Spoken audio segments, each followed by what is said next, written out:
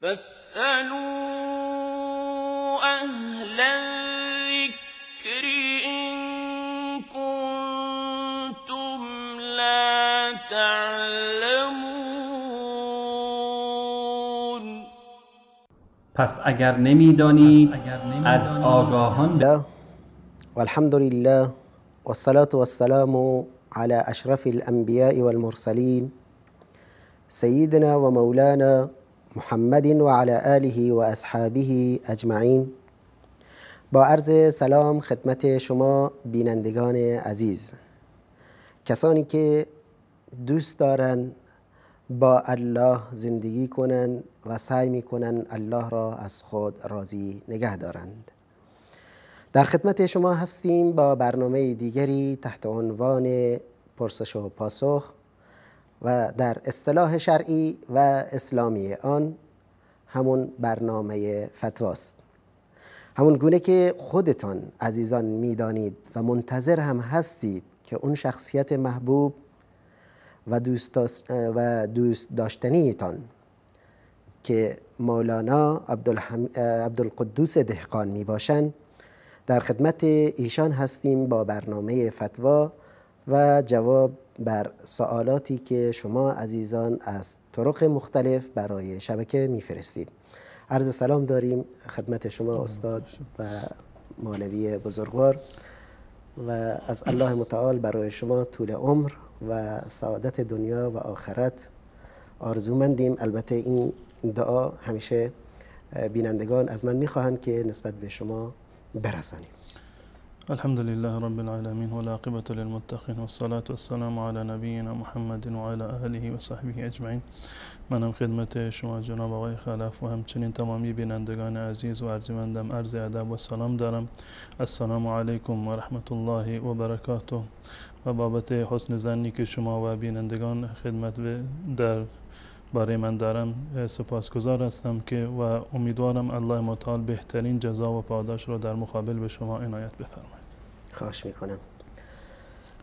با توجه به این که وقت ما هم خیلی کم هست و سوالاتی که بسیار میفرستن بینندگان ظاهرا از حسن اعتماد عزیزان ما هست به شما و تمام عزیزانی که در شبکه کار میکنن. عزیزی سوالی پرسیدن که آیا مسواک صنعتی روزه را باطل می کند یا نه؟ مسواک به هر صورت درباره حتی مسواکی که از چوب باشد در میان برخی از فقها اختلاف نظر و دیدگاهی وجود دارد. برخی از فقها در حالت روزه اینو مشروط کردند و گفتند که مناسب نیست که انسان روزه دار بعد از زوال در واقع این مسواک رو استفاده بکنند. اما درباره شکسته شدن روزه ماه مبارک رمضان یا روزه نفلی با مسواک، اهم از این که مسواک سنتی و چوبی باشد یا مسواک با خمیر دندان باشد، این شکننده روزه نیست و جایز هست استفاده آن در ماه مبارک رمضان، مگر این که این مواد رو انسان در واقع فرو ببرد که یک حکم جداگانه هست. در غیر فرو بردن مواد خمیر دندان روزه باطل نمی شود و هیچ گونه نقص و ایرادی هم در روزه پدید نمی آید و استفاده از مسواک، اهم از مسواک سنتی یا مسواک صنعتی اون گونه که این بیننده من تعبیر کردن، هیچ گونه اشکال شرعی در ماه مبارک رمضان ندارد. یعنی این مسواک با خمیرش اگر استفاده کنه هیچ اشکالی نداره و جایز است. تشکر از شما استاد عزیز. بیننده دیگری هم سوال پرسیدن که من بارها سوگند خوردم به خدا و قرآن و پیامبر، بعد مجبور شدم که اون قسم را بشکنم و کفاره اون رو بدم. حکم آن چگونه است؟ و من 15 روز روزه گرفتم پشت سر هم، به نیت کفاره سوگندهایم چه کار باید انجام بدم؟ به صورت کلی و به عنوان یک حکم شرعی، قسم خوردن یکی از اختصاصات است و ویژگی هایی هست که انسان مسلمان فقط و فقط میتواند با نام و صفات الله متعال قسم و سوگند بخورد. قسم خوردن به نام هیچ کسی دیگر در واقع جایز نیست غیر از الله متعال. و این حکم برای انسان ها هست. الله متعال مجاز هست و می توانند به نام هر کسی و به هر چیزی که بخواهند قسم یاد می کنند، مانند این که در قرآن کریم بارها و موارد بسیار زیادی هست که به روز، به شب، به عصر و مواقع و چیزهای دیگر الله متعال در واقع سوگند یاد کرده. این به عنوان بیان اهمیت و جایگاهی هست که به اون مورد دارد نزد الله متعال و این به عنوان این است که ما را یادآوری بکند که شما به این موارد در واقع تفکر بکنید. اما از نظر حکم شرعی رسول الله صلی الله علیه وسلم فرمودند من کان حالفا فلیحلف بالله او لیصمت. حدیث حضرت عبدالله ابن عمر هست هر کسی که میخواهد قسم بخورد یا ناچار هست و چاری در واقع ندارد غیر از این که قسم بخورد، با نام الله متعال قسم یا سوگند بخورد و الا ساکت باشد. یعنی مجاز نیستید که به نام کسی غیر از الله متعال سوگند بخورید، حتی این که اون فرد مثلا رسول الله صلی الله علیه وسلم باشد یا یکی از پیامبران دیگر باشد، یکی از فرشتگان الله متعال باشد، حتی به نام مسجد، به نام کعبه قسم خوردن به این چیزها مطلقاً ناجایز هست و انسان باید از این موارد پرهیز بکنه. در این سوال اومده بود که ایشون گفته بودم من به نام الله و قرآن و پیامبر قسم خوردم. قسم خوردن به قرآن اشکال نداره، زیرا که یکی از صفات الله متعال هست و کلام الله متعال که یکی از صفات الله متعال هست. اما قسم خوردن به رسول الله صلی الله علیه و سلم یا این اصطلاحی که معمول هست، مثلا میگن به پیر، به پیغمبر، این یک قسم در واقع جاهلی هست و جایز نیست که انسان دیده و دانسته چنین قسمی رو در واقع یاد بکنه. در مورد کفاره قسم ایشون گفته بودند که من چند بار قسم خوردم و اون قسم خودشون رو شکستن. بحث روی اینه، اینجا دو نکته قابل توجه هست. یکی این که یک بار سوگند خورده، مثلا سوگند خورده که من فلان کار رو انجام نمیدهم. خب این سوگند یک سوگند مشروعی هست و منعقده‌ای هست و اون کار رو نباید انجام بدهد. اگر آن کار را رفت و انجام داد، یعنی این که خانث شده، قسمش را شکسته، باید کفاره بدهد. در اینجا هیچ گونه اشکالی وجود نداره و این امر متفق علیه است که همه بینندگان عزیز این نکته رو در واقع میدونن. کسی قسم خورد که فلان کار رو انجام ندهد یا انجام بدهد، اگر خلاف قسمش عمل کرد، پس بنابراین قسم شکسته، باید کفاره بدهد. قبل از اون شکسته نمیشه، یعنی قبل از اون شکسته نمیشه. وقتی که اون عمل رو انجام داد، در واقع قسم خودش رو شکست، الان خانث می شود و از نظر شرعی کفاره بر چنین شخصی لازم می شود. کفاره بعد از شکستن؟ بله، بعد از شکستن هست. منتها یک نکته که در اینجا باید یعنی قابل توجه هست این است که فرض بکنید یک کسی قسم خورده بود که مثلا من فلان کار رو انجام نمیدهم. بله. یک مرتبه قسم خورده بود و 10 مرتبه اون کار رو انجام داد. امروز قسمش رو شکست، فردا دوباره همین کار رو انجام داد، پس فردا دوباره انجام داد، یعنی چندین مرتبه در واقع این کار رو انجام داد. قسم خورده بود من این کار رو انجام نمیدهم. در این صورت یک کفاره بر اون لازم هست. بینندگان عزیز توجه بکنن، یک مرتبه قسم خورده و این قسم خودش رو شکسته، خانث شده و در واقع باید کفاره بدهد. بعد از این که خانث شده و بعد از این که قسم خودش رو شکسته، دیگر قسمی باقی نمانده، قسم دیگه شکسته شده. اگر بار دوم و سوم همون عملی را که قسم خورده بود که من این کار را انجام نمیدهم، اگر انجام بدهد، کفاره های دیگری برگردنش لازم نیست. اما فرض بکنید که اون گونه که من از این سوال متوجه شدم که ایشون گفته بودند که من چندین بار قسم خوردم و چندین بار قسم خودش رو شکسته. این حکمش متفاوت هست. امروز قسم خورده فلان گناه رو، فلان کار رو انجام نمیدم، فردا این قسم رو شکسته. خب یک کفاره بر سرش لازم هست. فرداش دوباره قسم میخورد که من دوباره این کار رو انجام نمیدهم، باز دوباره قسمش رو میشکنم. به تعداد قسم هایی که خورده و شکسته برگردن اون کفاره لازم هست. در صورت اول فقط یک کفاره لازم بود، فقط یک کفاره لازم بود. اما در این صورت که بارها قسم خورده که این کار رو انجام ندهد و بارها قسمش رو شکسته، به اندازه همون تعداد مرتبه‌ای که قسم خورده و قسم شکسته باید کفاره رو ادا بکنه. ایشون فرمودن که 15 روز روزه گرفتم پشت سر. نه، به صورت کلی یعنی کفاره قسم اساساً و در اصل روزه گرفتن نیست. این یک اشتباهی هست که معمولاً بسیاری از مردم مرتکب میشوند. درباره کفاره قسم ما هم یک نوع تخییری داریم و هم ترتیبی وجود داره. هم تخییری هست، یعنی اختیار داره اون کسی که قسم خورده که چه اقلامی رو چه مواردی رو به عنوان کفاره بپردازد، و هم ترتیبی داره، یک مرحله بعدی هم داره. مرحله اولش این است که انسانی که قسم خورد و قسمش رو شکست باید کفاره بده و کفارهش 3 چیز هست در مرحله اول. یا این که 10 مسکین رو غذا بدهد، 10 مسکین رو غذا بدهد، یا این 3 مورد با هم دیگر تفاوتی رو ندارن، هر کدومی رو که توانست در مرحله اول یک از این 3 کار رو باید انجام بدهد. یا 10 مسکین رو غذا بدهد، یا به 10 مسکین در واقع لباس بدهد، پوشاک بدهد، یا این که برده رو آزاد بکند. این مورد سوم موجود نداره امروزه، پس بنابراین فقط 2 مورد میمونه. هر کسی که قسم خورد و قسمش رو شکست، کفاره یمین و قسم بر اون لازم شد، یک از این 2 کار رو انجام بده، یا طعام بده یا لباس بده به 10 مسکین. فکفارة ایمانکم اذا الله متعال درباره قسم لا یؤاخذکم الله باللغو فی ایمانکم، الله متعال شما رو در قسم هایی که لغو هست مؤاخذه نمی کند، ولکن بما عقدتم الایمان، اما اون قسم هایی رو که مؤکد هست اونو باید در واقع کفاره بدید. فکفارته اطعام 10 مساکین من اوسط ما تطعمون به اهلیکم، و که این در واقع یک نوع کفاری هست، یا غذای بدید، یک غذای متوسطی از متوسطترین غذایی که به اهل خودتان میدید، یا کسوه یا تحریر رقبه. این در مرحله اول هست. پس بنابراین در مرحله اول یا 10 مسکین رو غذا بدهند یا 10 مسکین رو در واقع لباس بدن. اگر کسی نتوانست، توانایی مادی نداشت، نمیتونست غذا بده یا لباس بده، مرحله بعدی این است که 3 روز را روزه بگیرد.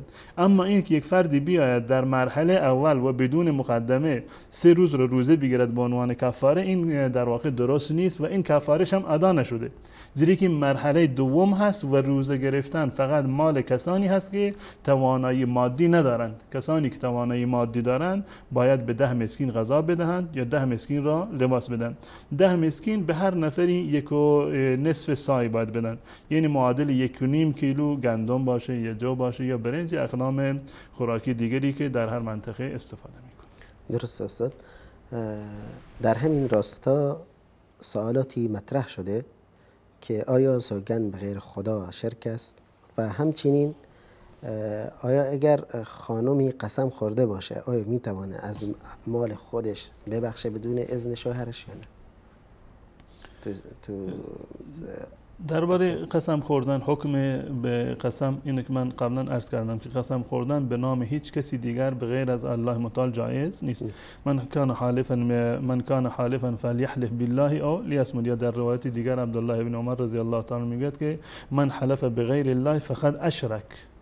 روایت ترمذی هست، یعنی هر کسی که به نام غیر الله قسم بخورد در واقع مرتکب شرک شده. تا این اندازه در واقع این مسئله اهمیت داره، زیرا که این قسم خوردن یعنی معمولا به خاطر این است که بالاترین چیزی رو که ما در نظر داریم، مقدسترین چیزی رو که ما میتونیم اونو مقدس بشماریم که مورد قبول همه باشد، به نام اون قسم میخوریم که هم برای من به اصطلاح مورد قبول هست، هم برای کسی که من میخوام براش در واقع سوگند بخورم. یعنی این که این فرد رو ما بردیم بلندش کردیم، مقدسش کردیم به اندازه الله متعال. این در واقع همون معنی شرک است که در عظمت و در قداست ما بیایم یک کسی رو به اندازه الله متعال اینو ارزش بدیم، بزرگش بکنیم، به همون گونه که به نام الله ما قسم میخوریم به نام این فرد یا فلان شی هم ما قسم بخوریم. پس بنابراین اون گونه که در این روایت اومده رسول الله صلی الله علیه و آله فرمودند که من حلف به غیر الله فقط اشرک. پس بنابراین به اتفاق تمام علما و مذاهب اهل سنت و الجماعت قسم خوردن به نام غیر الله جایز نیست. این مطلب اول هست، نه تنها جایز نیست بلکه در حد شرک هم هست. اما این که زن میتواند از اموالی که خودش دارد، ملک شخصی خودش هست، هیچ اشکالی نداره و حکم شرعی این است که از همون اموالی که مال خودش هست، ملکیت بر اون اموال رو دارد، اولو این که شوهرش هم بهش اجازه ندهد میتواند که کفاره رو از اون اموال بپردازد. درسته. جزاکم الله خیر.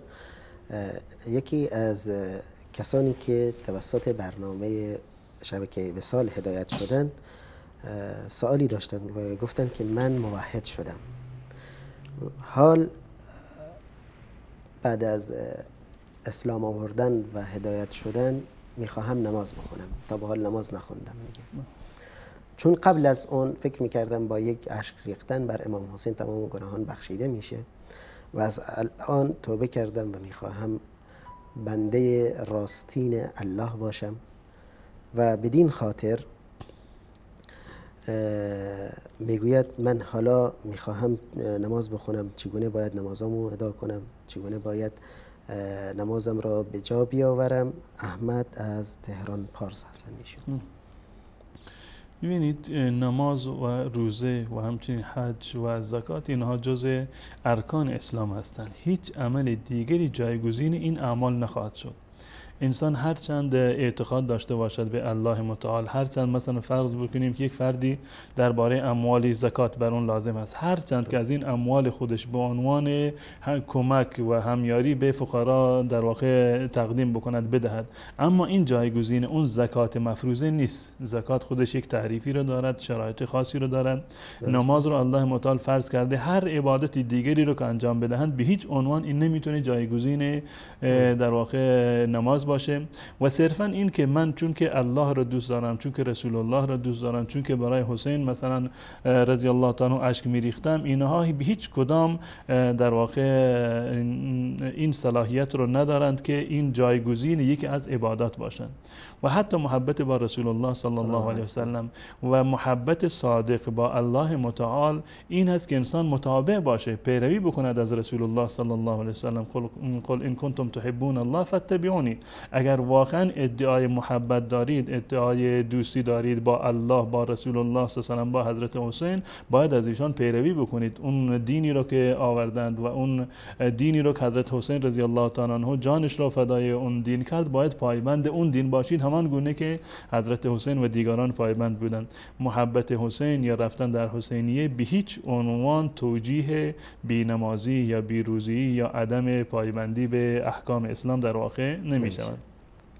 و این یک گناه و معصیت هست که واقعا کسی که در بعد از بلوغ نماز نخوانده باشد یا روزه نگرفته باشد یا بقیه اعمال اسلامی رو انجام نداده باشد، در این که چون این فردی مرتکب گناه و خطای بزرگی شده، هیچ گونه شک و تردیدی وجود ندارد. منتها ترک نماز، ترک روزه، این در واقع یک حکم شرعی بوده که آن را ترک کرده، یک گناه و معصیتی بوده که انجام داده.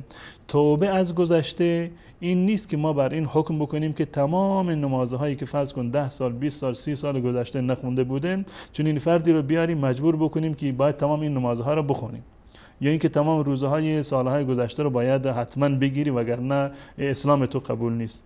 قول راجح در این زمینه علما این نظر رو دارند کسانی که به خاطر تنبلی، به خاطر عدم پایبندی، به خاطر عدم ایمان این کارها رو انجام ندادن، نه نماز خوندن نه روزه خواندن، به عنوان مسلمان بودند، اسمشون مسلمان بود، اما نماز و روزه رو پایبند نبودند، خودشون عمدن این نماز و روزه رو ترک میکردن، مرتکب گناهی شدند. توبهشون این است که از گذشتهشون پشیمان باشند، از بی‌نمازی و بیروزگی دست بکشند و از این به بعد تصمیم بگیرند و این عزم را جذب کنند که پایبند نماز و روزه باشند. غیر از این کفاره دیگری بر این اشخاص لازم نیست. نه اعاده و قضا آوردن نماز لازم هست و نه قضا آوردن روزه هایی که قبلا اونها را نگرفته. همین که از امروز به بعد در واقع پایبند بشود، نماز و روزهش را سر وقت ادا بکند، این در واقع توبه اون هست و الله متعال از چنین شخص ان شاء الله میپذیرد. ترک نماز، ترک روزه، اینها در واقع فراتر از گناه شرک نیستند. حتی گناه شرک رو هم اگر یک فردی مشرک بوده، کافر بوده، گناهی بزرگتر از شرک یا کفر نیست، اما به محض این که انسان میاد مسلمان میشود، الله متعال در واقع اون گناهش رو میبخشد. روایتی هست از حضرت عمرو بن عاص رضی الله تعالی عنه، زمانی که اومد و مسلمان شد پیش رسول الله صلی الله علیه و آله و بیعت کرد با رسول الله، دستش رو در دست رسول الله گذاشت و گفت که من میخوام بیعت بکنم، منتها بیعت مشروطی، من شرطم این هست، به این شرط من بیعت میکنم که گذشته من معاف بشه، گناهانی که من قبلا انجام دادم اونها همه الله متعال اونها را به من ببخشد. رسول الله صلی الله علیه و سلم فرمودند که اما علمت ان الاسلام یهدم ما کان قبله، مگر نمیدونی که اسلام گذشته را از بین میبرد، پاک و صاف میکند؟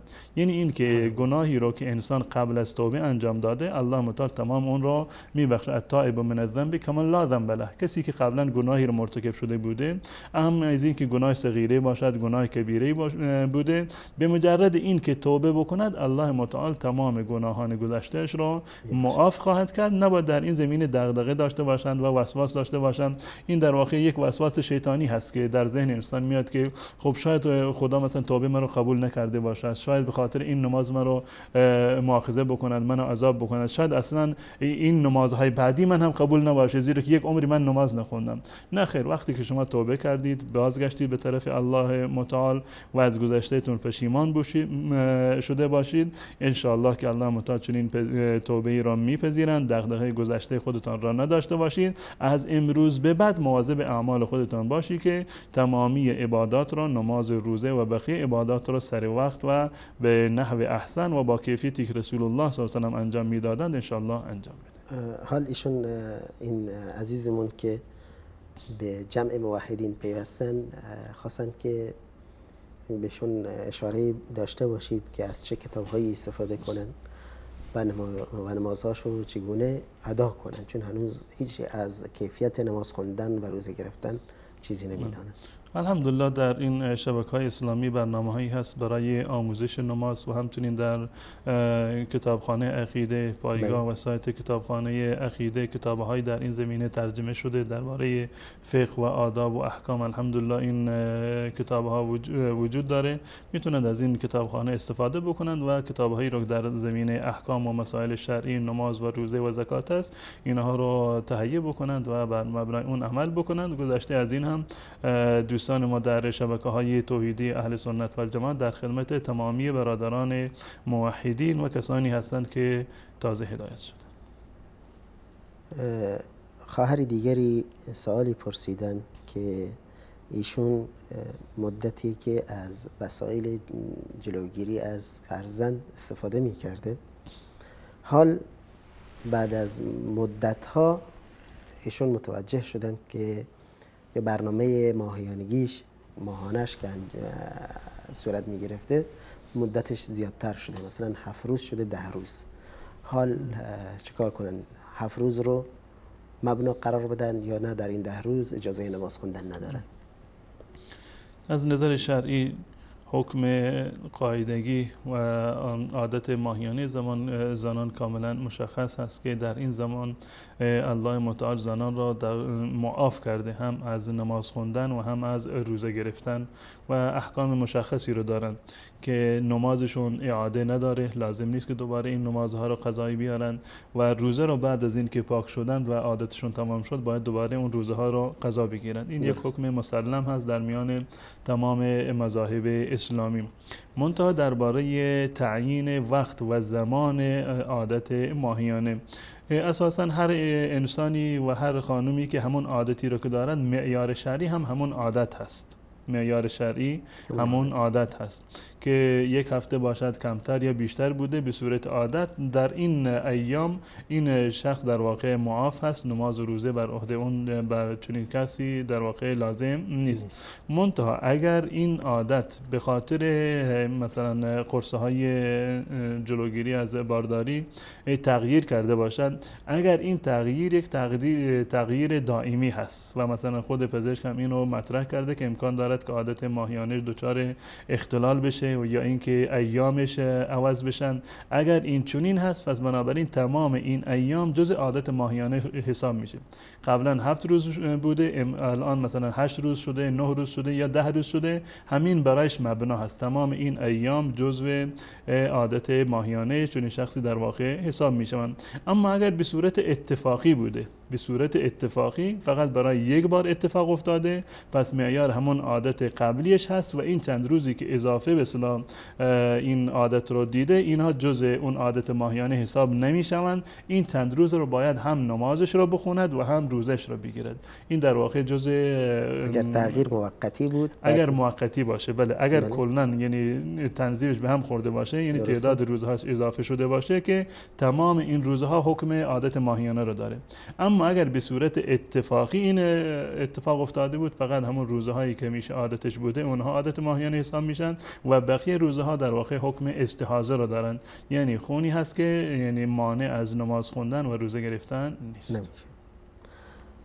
عزیز دیگری سوال پرسیدن که سلام بر وصال حق، آیا مرد اگر سنش به 35 سال برسد و ختنه نکرده باشه حکمش چیه و باید چه کار کنه و گناه دارد یا نه؟ این در واقع رسول الله صلی الله علیه و در این زمینه می‌فرمایند که این موارد که 10 مورد رو برمی‌شمارند، من جمله ختنه کردن رو، اینو از خصال فطرت برشمردن. اینا جزء موارد فطری هست و که انسان‌های که بر فطرت اصل هستند باید این ختنه رو انجام بدن و یک حکم شرعی هست، در دین اسلام هم بوده، در ادیان قبل از اسلام هم این وجود داشته و از نظر اصولی حکم این مسئله رو عموم فقها سنت می‌دونند که این ختنه کردن برای مردان در واقع سنت هست در هر سنی که باشد. در اینجا شرطی برای سن که در زمان کودکی باشد یا بعد از کودکی در زمان جوانی باشد این معیار نیست و مشخص نشده. منتها اگر کسی مطمئن هست که الان سنش بالا رفته و این عمل برایش ضرر و زیانی رو دارد، از نظر شرعی مجاز هست که ختنه نکند. اما اگر مطمئن هست که به اصطلاح ضرر و زیانی برایش ندارد، حکم شرعی این است که مسنون هست که این کار رو باید انجام بده. حتی بسیاری از فقها معتقد به وجوب ختنه هم هستند. بیننده دیگری پرسیدند که حکم مراقبه و بیعت یعنی چه؟ آیا در اسلام بوده؟ انجامش چه حکمی دارد؟ حکم مراقبه یعنی این که ما یک کسی را بالای سر خودمون تصور بکنیم و اون رو در فکر و خاطر خودمون اونو حاضر بدونیم، تصور بکنیم وجودش را در جلوی خودمون، تا اینکه یک انگیزه‌ای باشد برای مثلا پایبندی بدین یا اینکه اعمال خودمون را بهتر انجام بدیم. از نظر اصلی و اساسی تعبیری که در شریعت اسلامی اومده احسان هست.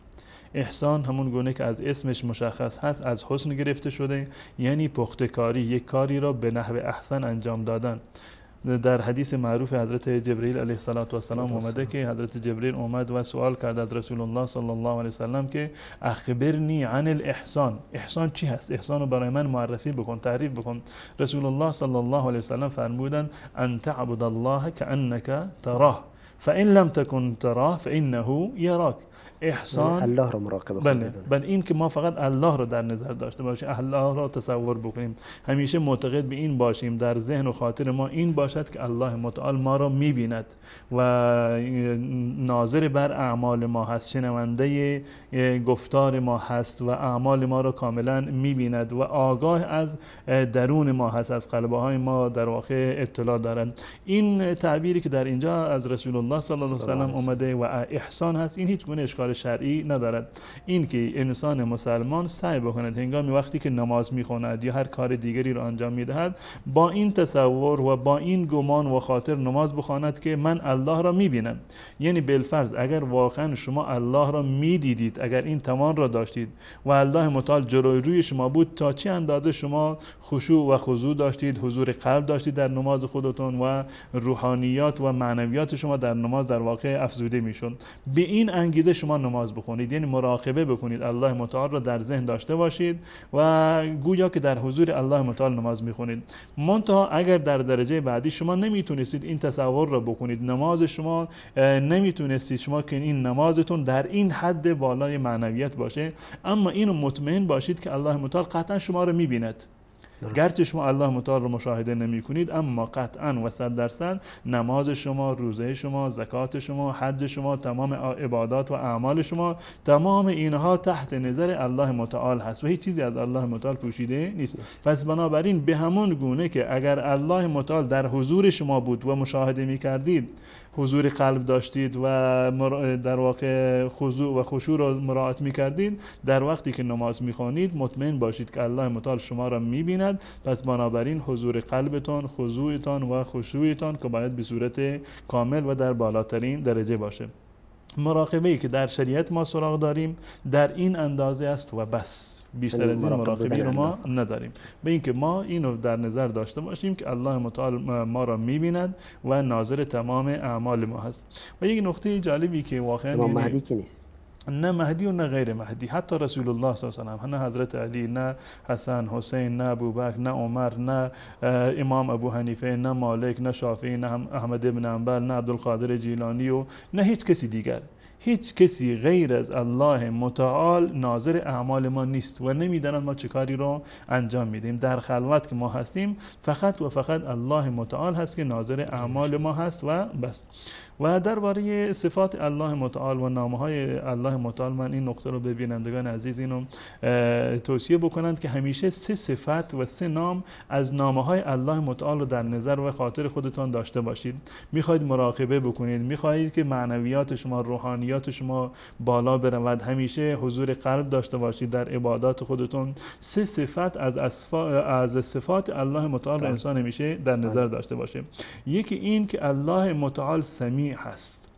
سمیع یعنی شنوا هست که در آیات زیادی از قرآن کریم این صفت برای الله متعال ثابت شده. الله متعال سمیع هست، پس بنابراین تمام گفتار ما را میشنود. درست. هر چیزی، هر سخنی که چه به صورت نجوا باشد چه به صورت صدای بلند باشد، تمام اینها را الله متعال میشنود. پس بنابراین ما باید مراقب و مواظب گفتار خودمون باشیم. الله متعال بصیر هست.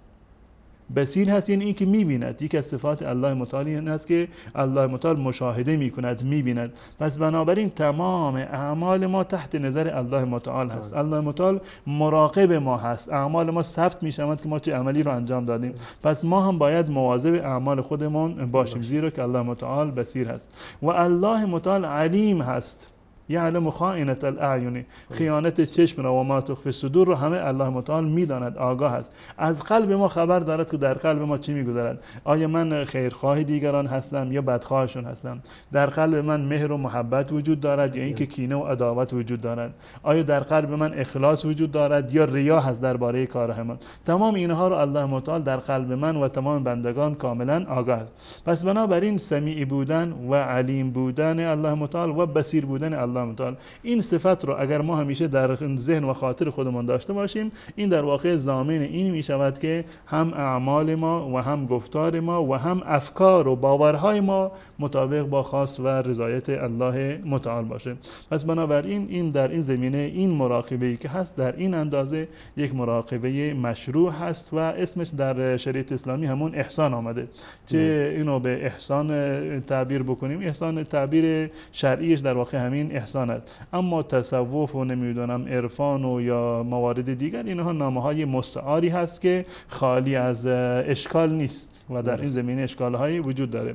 اما اگر منظور از مراقبه این باشد که متاسفانه برخی از نهله‌های تصوف که به گمراهی رسیدن این توصیه رو میکنند به مثلا اون مرشد و پیر به مریدهای خودشون این توصیه رو میکنند که هر جا رفتید پیر خودتان رو تصور بکنید. یعنی تصور شیخ و شیخ طریقت یا همون پیر، هر جا که رفتید تصور بکنید که پیر شما، مرشد شما جلوی روی شما هست، شما رو میبیند، مواظب اعمال خودتون باشید. این در واقع یک مراقبه شرک‌آمیز هست. من به عنوان یک مسلمان مکلف هستم که الله را مراقب اعمال خودمون بدانم. الله هست که سمیع هست، بصیر هست، علیم هست و شاهد تمام اعمال من هست. نه رسول الله، نه حضرت علی، نه ابوبکر، نه عمر، نه عبدالقادر جیلانی، هر کسی دیگری، نه این استاد من و پیر و شیخ من. اون کسی که من باید از اون بترسم، از اون واهمه داشته باشم، اعمالم را به خاطر اون انجام بدم، فقط و فقط الله متعال است. پس بنابراین تصور کردن شیخ، تصور کردن استاد، تصور کردن کسی دیگر در این زمینه مخالف با شرع است. و اگر قرار باشد ما کسی رو در ذهن داشته باشیم، خب الله متعال که حی حاضر هست، همه به این اعتقاد داریم. اگر قرار باشد غیر از الله کسی رو ناظر اعمال خودمون بدانیم، خب رسول الله صلی الله علیه و آله برترین گزینه هست. چرا من بیام استاد خودم، شیخ خودم رو تصور بکنم که جلوی روی من نشسته و شاهد اعمال من هست؟ رسول الله صلی الله علیه و آله اگر شما تصور بکنید یک صوفی رو مثلا در جلوی پیر خودش، یعنی تصور بیشتری رو دارد و آرامش بیشتری رو دارد یا در جلوی رسول الله صلی الله علیه و آله.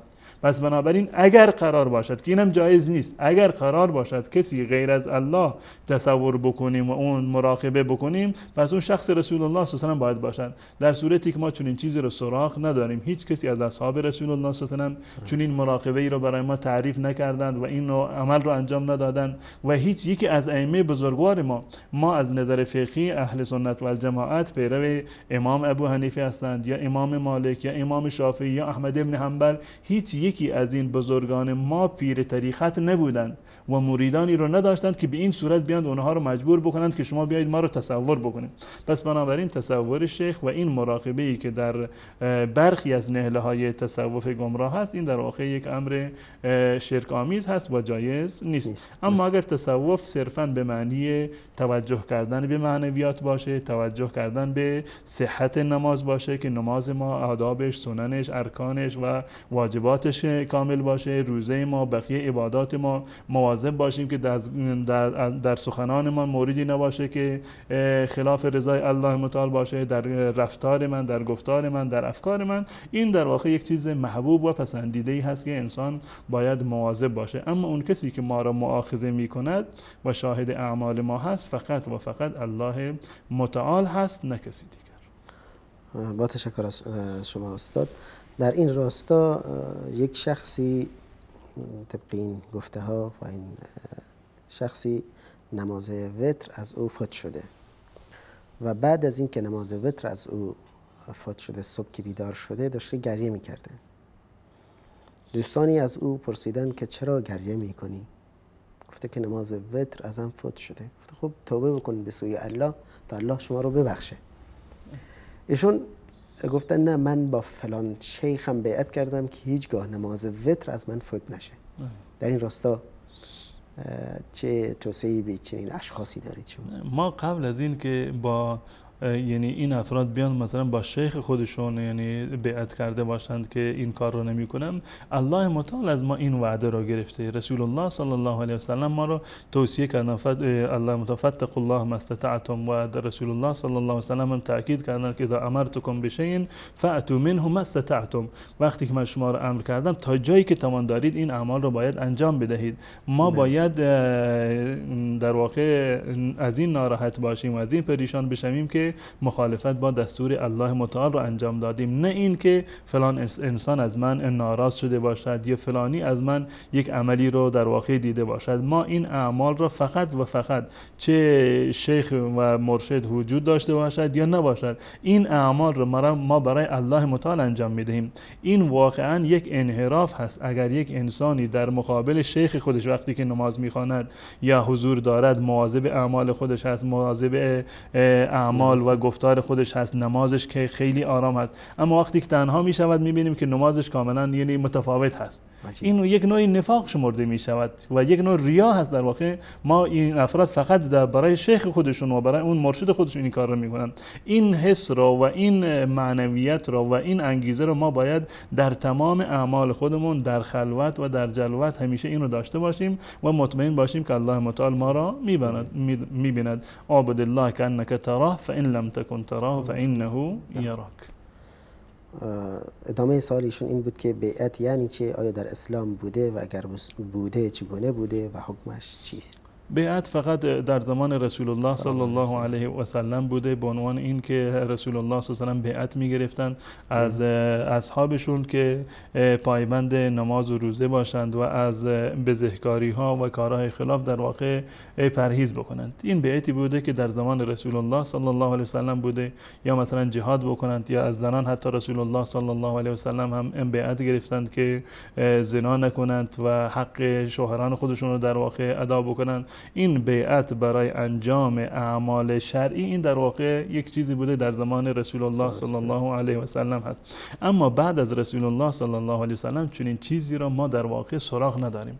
هیچ یکی از اصحاب رسول الله صلی الله علیه و سلم، ابوبکر، عمر، عثمان نمی اومدن بیعت بگیرند از دیگران که من از شما بیعت میگیرم که نماز بخوانید، بیعت میگیرم که روزه بگیرید، بیعت میگیرم که در واقع بقیه عبادات رو انجام بدید. بیعتی که بوده همون بیعت به عنوان حاکم با در واقع خلیفه بیعت میکردن، اما بیعت برای انجام عبادت وجودی نداشته.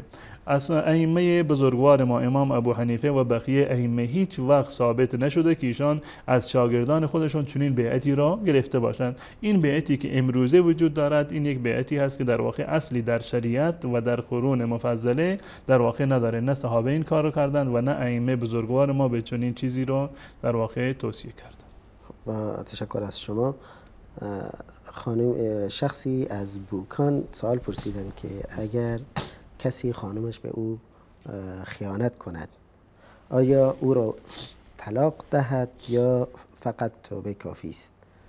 و در ادامه این سخن گفته که بدبینی نسبت به همسر، آیا بدبینی نسبت به همسر گناه هست یا نه؟ بدبینی در واقع یک نوع وسوسه هست. احتیاط خوب هست، مواظب بودن و مراقب بودن یک امر شرعی هست. انسان باید همیشه برحذر باشد و مراقب زندگی خودش و زندگی خانوادهش باید باشد. این یک امر مطلوبی هست، اما سوء ظن یا اینکه متهم کردن دیگران از نظر شرعی جایز نیست. و در این موردی که این بیننده من سوال کردن، اگر واقعا کسی رو علیاذ بالله همسرش یعنی دچار انحرافی شده باشه و این به عنوان یک عادت در اومده باشه برایش، نگه داشتن چنین خانمی به عنوان مربی فرزندان این شخص در واقع مناسب نیست. اگر واقعا عادت شده و در واقع این مرتکب این عمل می شود، پس بنابراین طلاق دادنش اولاتر است. اما اگر زنی بالفرض یک مرتبه در گذشته یا در حال این گناه را مرتکب شده باشد، تحت اجبار چون این کاری را انجام داده باشد، بعداً اظهار پشیمانی بکند و عملاً هم ثابت شده باشه که از این به بعد پایبند هست و مرتکب این کار از این به بعد نخواهد شد و سراغ دوستان دیگرش نمی رود، این اختیار برمیگردد به خود اون شخص که چه مصلحتی رو در نظر بگیرد. واقعا در این صورت جایز هست که چنین فردی رو در واقع ما توصیه میکنیم که نگه دارن. اما اگر به صورت یک عادت در آمده باشد، این گزینه خوبی برای زندگی کردن و برای مربی بودن فرزندان شما گزینه مناسبی نخواهد بود. آیا بدبینی نسبت به همسر گناه هست یا نه؟ نسبت به هر کسی دیگر، بدبینی و سوء ظن نسبت به هر کسی دیگر در واقع گناه است. الله متعال اینو امر کرده به مسلمانان که اجتنبوا الظن، که از ظن و گمان در واقع پرهیز بکنید، زیرا که بسیاری از این گناه‌ها و از این سوء ظن‌ها و گمان‌ها در واقع غیر واقعی هستند و گناه شمرده میشن. خواهش میکنم. با تشکر از شما استاد عزیز که وقت گرانبهاتون رو در اختیار ما و بینندگان قرار میدهید. با همدیگه یک میان برنامه میبینیم، دوباره به برنامه پرسش و پاسخ برخواهیم گشت. مسجد مکیان گوهر اختران، ای امید همه افتخار زمان. مسجد مکیان گوهر اختران، ای امید همه افتخار زمان. جاودان باد و در راه دین خدا، از وجود تو عالم شده شادمان. حفظ کن ای خدا مسجد مکیا، حفظ کن ای خدا مسجد مکیا. پر ز شور و صفا، پر ز نور و ضیا، مرحبا مرحبا مرحبا مرحبا مرحبا مرحبا مرحبا مرحبا مرحبا. جای ذکر و مناجات و ورد و دعا، جای اشک و عبادت نماز و صفا. جای ذکر و مناجات و ورد و دعا، جای اشک و عبادت نماز و صفا. جای شور و مباحات و نور و سرور، جای تسبیح و تعظیم و یاد خدا. مرحبا مرحبا مرحبا مرحبا مرحبا مرحبا مرحبا مرحبا. حفظ کن ای خدا مسجد مکی‌یا، حفظ کن ای خدا مسجد مکی‌یا. پرز شور و صفا، پرز نور و ضیا. مرکز وحدت و معدن رحمت است، نور چشم همه مایه عزت است. مرکز وحدت و معدن رحمت است، نور چشم همه مایه عزت است. منظر با شکوهش صفای درون، خطبه جمعه ها مظهر شوکت است. مرحبا مرحبا مرحبا مرحبا مرحبا مرحبا مرحبا مرحبا. حفظ کن ای خدا مسجد مکی‌یا، حفظ کن ای خدا مسجد مکی‌یا. پرز شور و صفا، پرز نور و ضیا. حوزه علم و عرفان دارالعلوم، همچو ماه تمام در سماع نجوم. حوزه علم و عرفان دارالعلوم، همچو ماه تمام در سماع نجوم.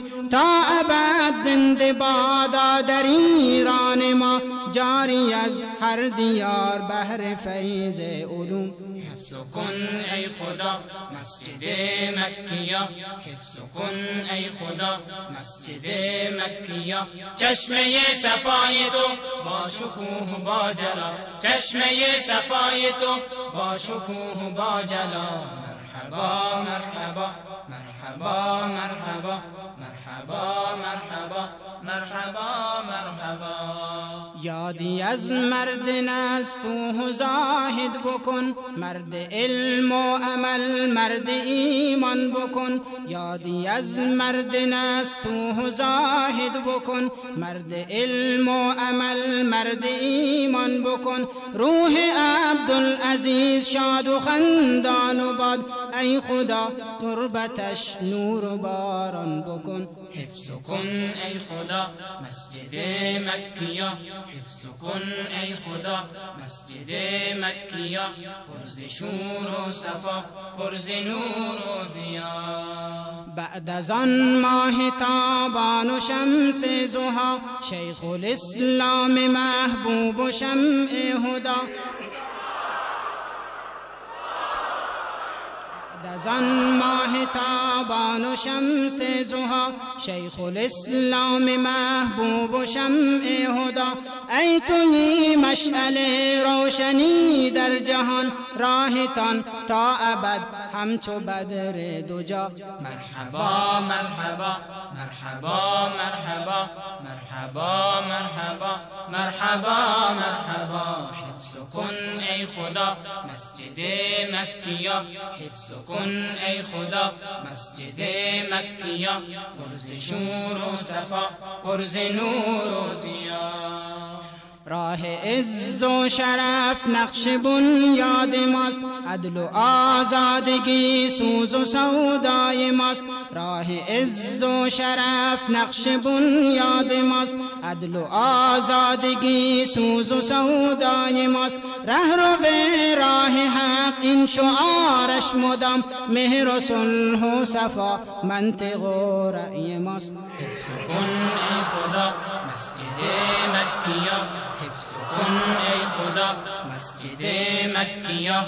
پرز شور و صفا، پرز نور و ضیا.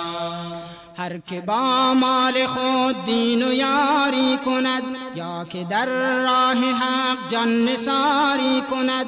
هر که با مال خود دین و یاری کند، یا که در راه حق جان نثاری کند. هر بلا را خدا دور سازد ز او، در بهشت جای او جاودانی کند. مرحبا مرحبا مرحبا مرحبا مرحبا مرحبا مرحبا مرحبا مرحبا مرحبا مرحبا مرحبا مرحبا مرحبا مرحبا مرحبا. ای خدا سنگر ما حفاظت بکن، ایمن از هر گزند و شرارت بکن. ای خدا سنگر ما حفاظت بکن، ایمن از هر گزند و شرارت بکن.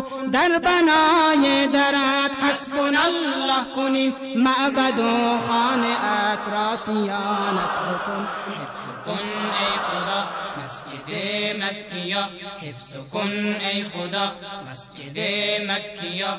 پرز شور و صفا، پرز نور و ضیا.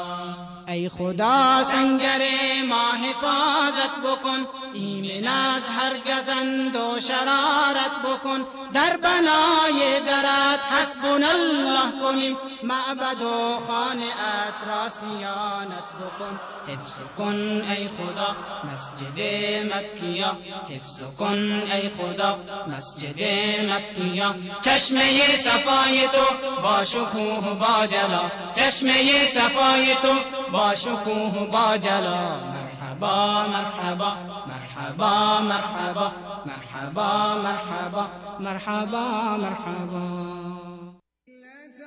انصروه فقد نصره الله إذ أخرجه الذين كفروا ثاني اثنين إذ هما في الغار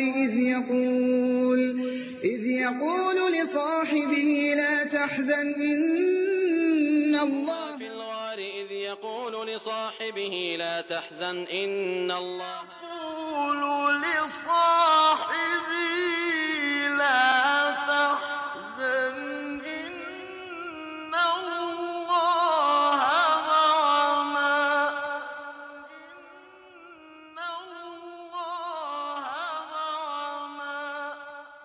اگر پیامبر را یاری نکنید، در حقیقت الله او را یاری کرد.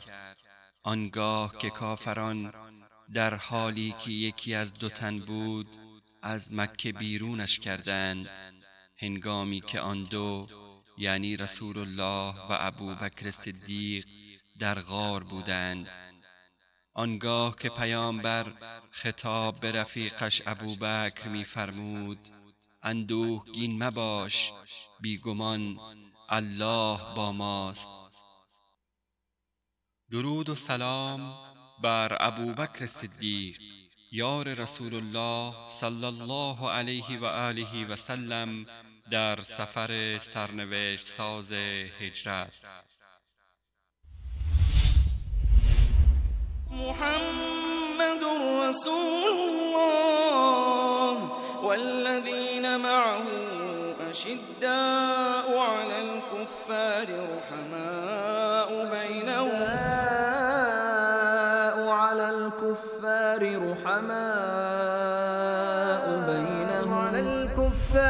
رحماء بينهم محمد رسول الله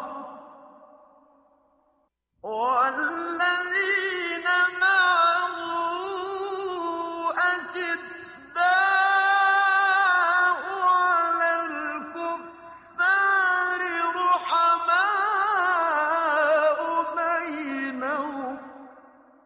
محمد فرستاده الله است و کسانی که با او هستند در برابر کافران تند و سرسخت و نسبت به یکدیگر مهربان و دلسوزند. وَإِذَا سَأَلَكَ عِبَادِي عَنِّي فَإِنِّي قَرِيبٌ قريب أجيب دعوة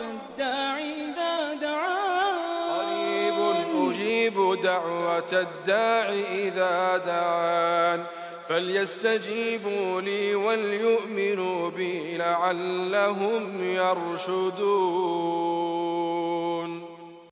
هنگامی که بندگانم از تو درباره من سؤال کنند، من نزدیکم و دعای دعا کننده را هنگامی که مرا می‌خواند اجابت می‌کنم. بنابراین باید بندگانم دعوت مرا بپذیرند و به من ایمان آورند تا راه خود را بیابند و به مقصد برسند. وصال حق، منبر توحید و حقیقت.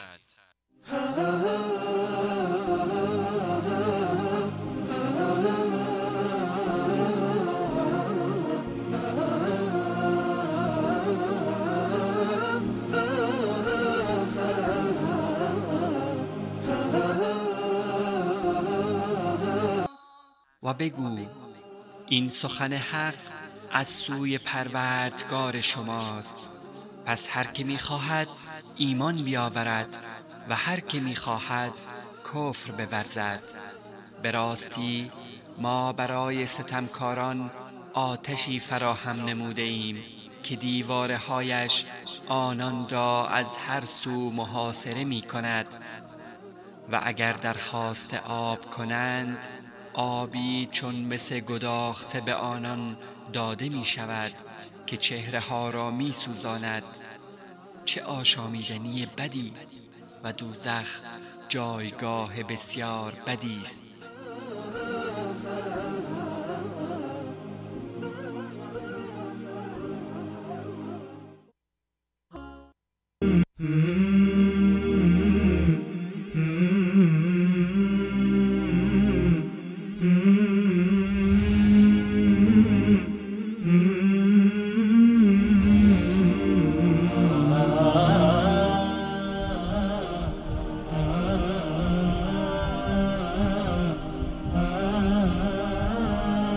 آیا دلمرده‌ای که ما او را زنده گردانیدیم و برایش نوری قرار دادیم که در پرتو آن در میان مردم راه می رود، مانند کسی است که در تاریکی به سر میبرد و نمیتواند از آن بیرون بیاید؟ این گونه کارهای کافران برایشان آراسته شده است. وصال حق مرهمی بر دلهای بیمار.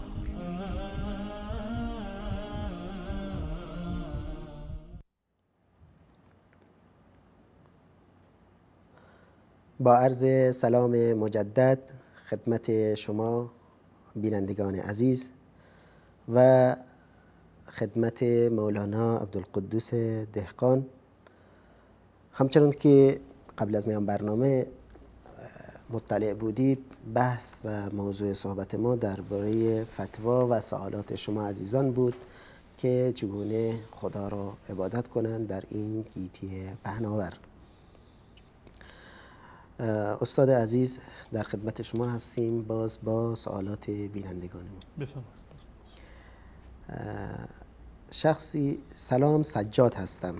آیا تقلب در امتحانی که درس دادن دبیر خوب نیست و به دفتر یعنی اداره اون مدرسه یا دانشگاه میگیم دبیر را عوض کنید و نمیکنن جایز است یا نه؟ بسم الله الرحمن الرحیم.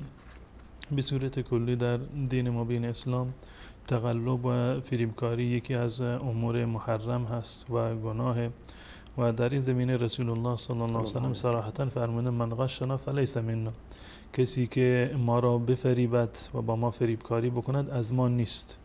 و یک فرد مؤمن که معتقد به موازین شرعی و اخلاقی باشد هیچگاه دچار تقلب نمی شود.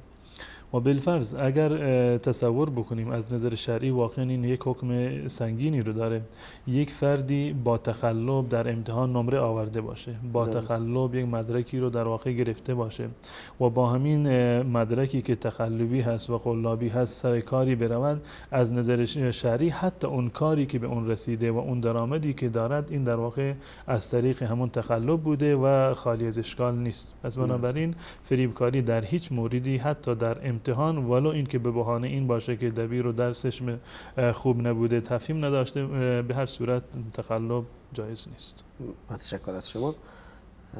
بیننده دیگری سوال پرسیدن که با عرض سلام، مرد به زنش 3 بار بگه که تو طلاقی، بعد از 1 ماه از طلاقشون دوباره با هم ازدواج کنند در حالی که عده زن تمام نشده. ممنون از شما.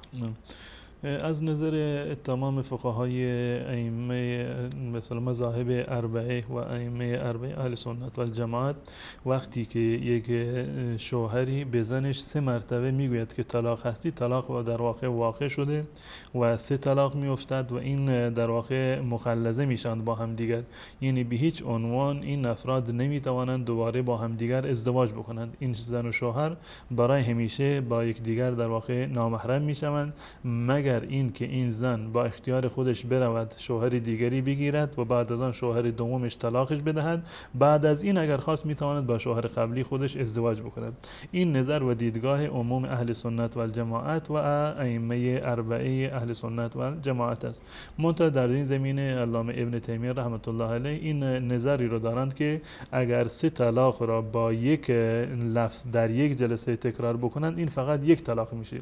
از دیدگاه ابن تیمیه رحمت الله علیه چنین چیزی جایز هست، یعنی قبل از این که عدت تمام بشه از دیدگاه ایشان میتونند که دوباره در واقع بر بگردند. اصلا نکاحی هم لازم نیست، زیرا که عده هنوز تمام نشده و 1 طلاق یا 2 طلاق رجعی واقع شده، یعنی عقد نکاح نیازی نیست. قبل از این که عده به اصطلاح بگذرد، مرد میتواند که رجوع بکند به زن خودش و دوباره این بدون از نکاح دوباره با هم دیگر در واقع زندگی بکنند. اما از دیدگاه ائمه اربعه چنین زنی در واقع باینه شده و این بینونه کبرا هست و مخلظه هست و در هیچ صورتی نمیتونن دوباره با هم دیگر زندگی بکنن. درسته.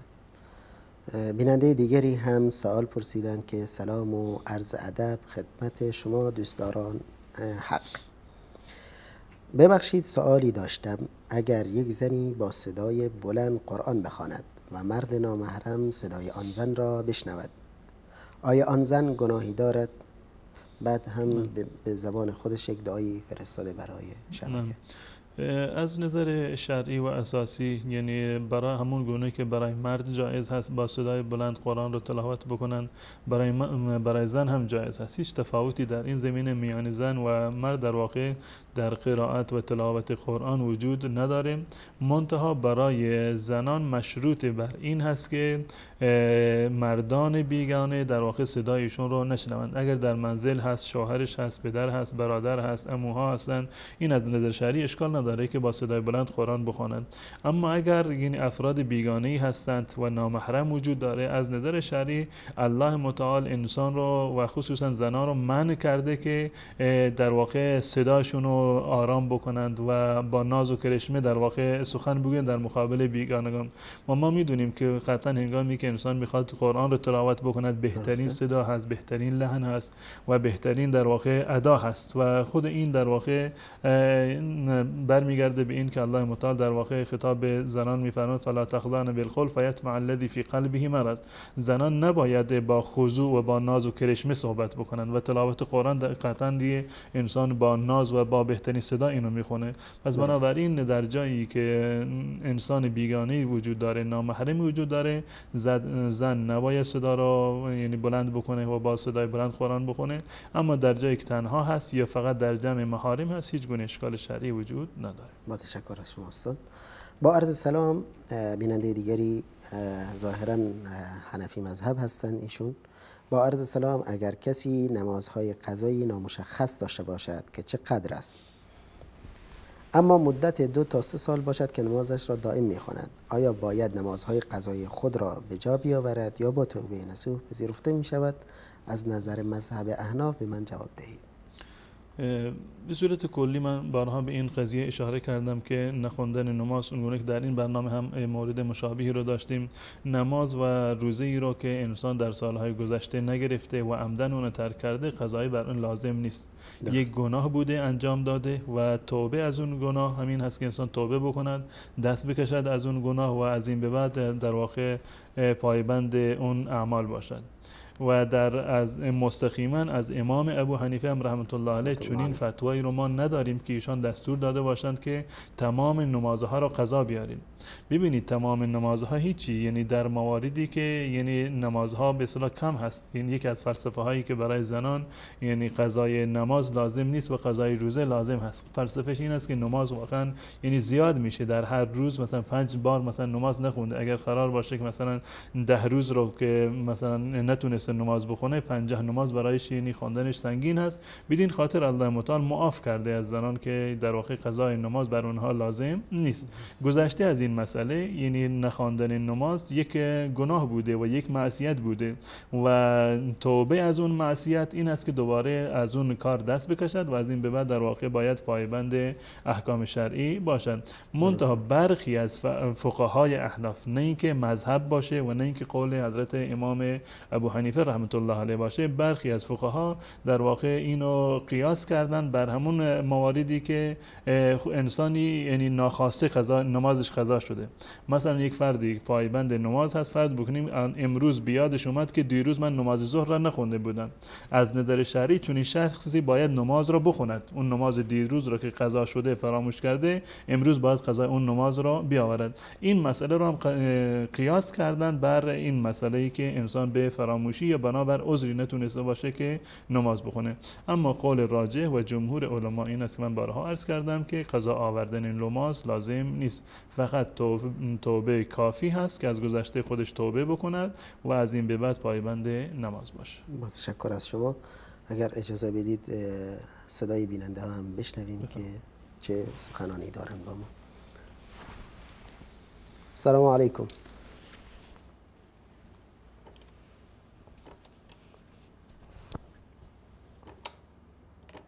السلام علیکم. سلام علیکم، شب بخیر. حال شما خوبه؟ سلامت باشید. جناب سوال داشتیم از استاد گرامی. بفرمایید. همینطور که میفرمایین شما، عرضم به خدمتتون انسان‌ها با همین احکامی که شما میفرمایین به حساب محاسبه میشن و خدا اینا رو یا به بهشت یا به جهنم میفرسته. الان اگر کسی خدایی نکرده حکمی از حکم خدا رو تعطیلش کنه، اینو چی کار باید باش کرد؟ یعنی خدا اینو باش چطور رفتار میکنه؟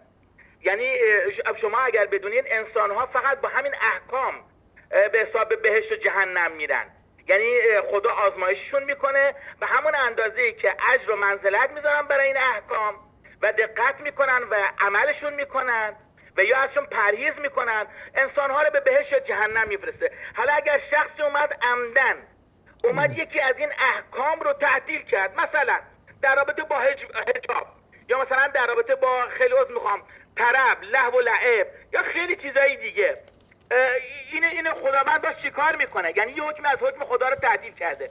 سوال دومم هم اینه، اگر یادتون باشه در چندین سال پیش در ایران جنگی به وجود اومد، 8 سال طول کشید، خیلی از زنان بیوه شدن. متاسفانه بعضی اومدن زواج به حساب متعه رو انداختن. این متعه باعث شد خیلی از فرزندان متعه به دنیا اومدن. آیا من میخوام از استاد گرامی سوال کنم، با بچه های متعه میشه ازدواج کرد؟ آیا بچه متعه از ناپدری خودش یا از همون پدرش که متعه به دنیا اومده آیا ارث میبره؟ یعنی فرزند متعه یا خود متعه اصلا حرام حلاله چون تعطیل کردن حکم خداست؟ این چه حکمی داره؟ من میخواستم بگم اگر شخصی بخواد با یه دختری که فرزند متعه است یا یه پسری فرزند متعه است دختری میخواد باشه ازدواج کنه، آیا جایز هست؟ میشه با همچین دختری یا پسری که نتیجه متعه هستن باشن ازدواج بکنن؟ من خیلی ممنونم از استاد گرامی، دوست دارم جواب از ایشون بشنوم. اگر امری نیست من خداحافظی میکنم. سلامت باشید. زنده باشه. خداحافظ. سلامت باشید.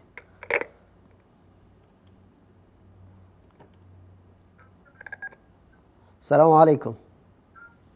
السلام علیکم. علیکم السلام و رحمت الله. وصال هست؟ بله بفرمایید. بخش مستقیمه. راستی یه سوالی داشتم انشالله. بفرمایید. سوال داشتم، این خانوم من 20 دست لباس داره گفتم بعد هم اصرار داره که من براش لباسی بخرم. گفتم من سوال میکنم از جناب مولانا عبدالقدوس. باشه، سوالتون رسید. سوال دیگری ندارید؟ باشه انشالله. قربان سالم باشه انشالله. سلامت باشید. السلام علیکم. سلام علیکم. علیکم السلام و رحمت الله. بله بفرمایید. شما الان مستقیما پخش میشه صداتون. بله بفرمایید. سعد هستم از ایران. خواهش میکنم بفرمایید. سوالی داشت. بله میگم سعد هستم از ایران. صدای گیرندتون رو ببندید و با تلفن با ما صحبت کنید. بله بسته. سوالتون رو بفرمایید بیننده عزیز. سوالی داشتیم که اگر حدیثی ضعیف باشد برای فضائل بیان بشه آیا موردی داره؟ الان مثلا به فرض مثال بعضی از حدیث هستن که برای مسائل نیستن، برای فضائل هم. اگر اینا رو بیان بشه در یک مجمعی که سخنرانی بشه در یک مسجدی حدیثی چند تا ضعیف هست ولی برای فضائل هستن، برای مسائل نیستن. میخوام از جناب استاد بپرسیم که اشکالی دارن یا نه؟ مطلب شما رسید. سوال دیگری دارید؟ نه بس شده. سلامت باشید. سلامت باشید.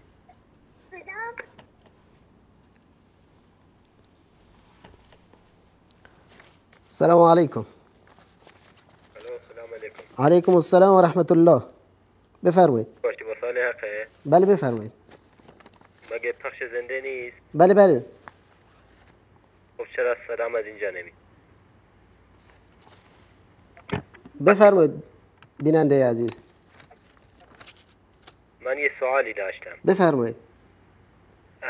امشب جوابشو میخوام اگه بشه. باشه بفرمایید.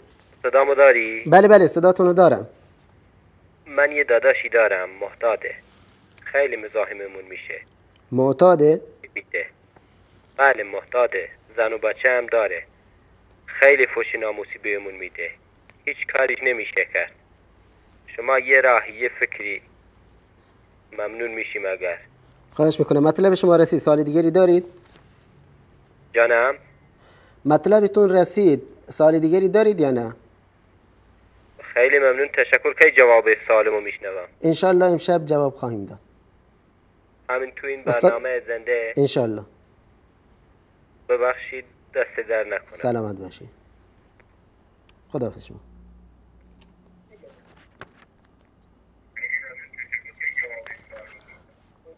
السلام علیکم. علیکم السلام و رحمت الله. بله بفرمایید. شما الان صداتون داره پخش میشه. بفرمایید.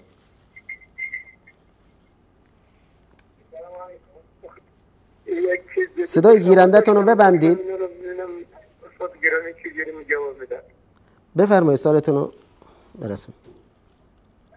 منتظر هستیم. صدای گیرنده رو ببندید. من مذهب حنیفی حمد بعد این 4 رکعت حمد چجوری کنم؟ باید مقتدیات بخونن یا نخونن؟ باش. سوال مطلبتون رسید. سوال دیگری دارید؟ تشکر از شما، دستتون درد نکنه. یه سوال دیگه هم داشتم بابت این تلویزیون سازی در افغانستان. سریالای خوبی نیست، سریالای بعد پخش میکنن. آیا تلویزیون سازی میکنه پول شهردار یا حرام؟ تلویزیون سازی متوجه سوالتون نشدم. تلویزیون درست میکنه در افغانستان. خب اگه که تعمیر میشه این پولی که میگیره حلال یا حرامه؟ خب باشه. مطلبتون رسید. خداحافظ. خداحافظ. تشکر از شما. لطفاً ان شاء الله خبرشو میدیم برامون. ان شاء الله. تشکر. خداحافظ. سلامت باشید.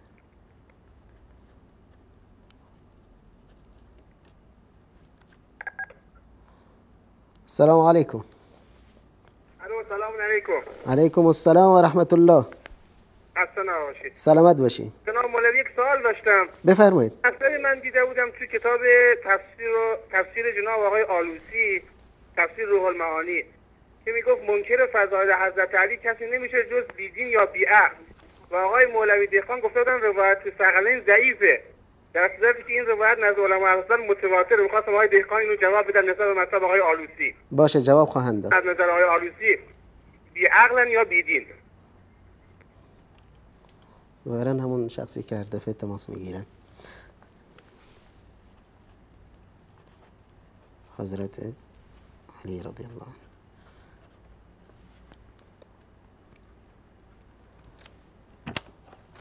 السلام علیکم. سلام علیکم. علیکم السلام و رحمت الله. سلام علیکم. خسته نباشید استاد. سلامت باشید. بفرمایید.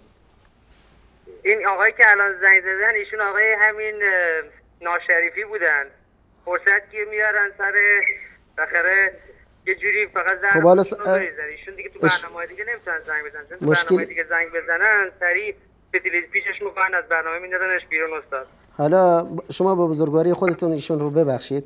سوالی چیزی دارید یا نه؟ صداتشون قطع شد ظاهرا.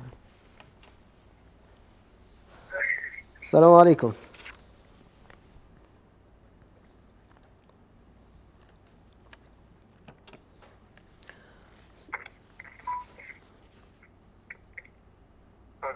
سلام و رحمت الله. شما سریع سوال داشتم. بفرمایید.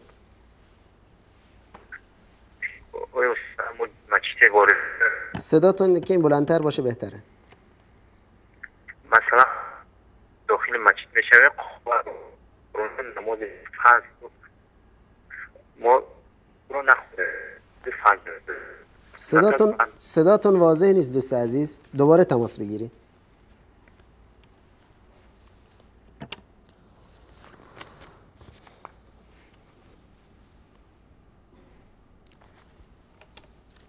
السلام علیکم.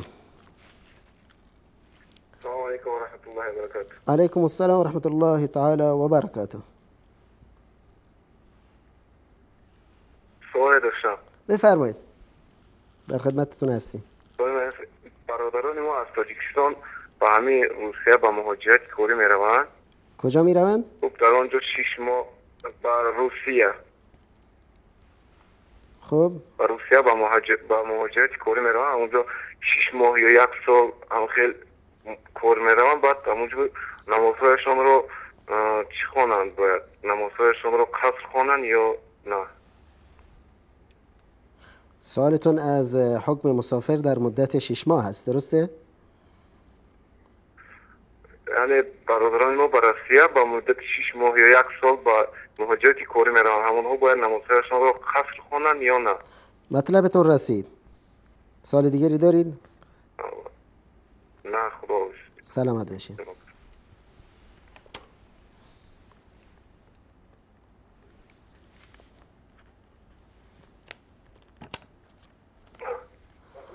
السلام علیکم. صدای گیرنده‌تون رو ببندید دوست عزیز. بله بفرمایید. بله بفرمایید. سوال داشتم. بفرمایید. همین در تاجیکستان ما بعد همین نمازات 3 بار دستگاهی دوام میکنن. همین جایزه است یا که بدعت؟ چه موقع دست جمعی دعا کردن در چه وقت؟ بعد این نمازهای فرض 3 بار دست جمعی دعا میکنن یا تمام مسجدهای تاجیکستان. بله مطلبتون رسید. سال دیگری دارید؟ خواستم که همین جواب ببینم فهمید. باشه چشم. سال دیگری دارید؟ سوال دیگر که این درباره تراویح گپ می‌زنه که تراویح 4 رکعت خواندن درست است. در جای مگر 11 رکعت هم میگن این کافی است دیگه. عدد رکعات تراویح اگر 11 رکعت میخونم در جای ما میگم 11 نمیشه، همین ما فهمه که چند رکعت خوندن باش استاد جوابتون خواهند داد. سلامت باشید. سلامت باشید. استاد بازم تلفن بگیریم یا اینکه در خدمت شما خواهیم بود؟ باشه.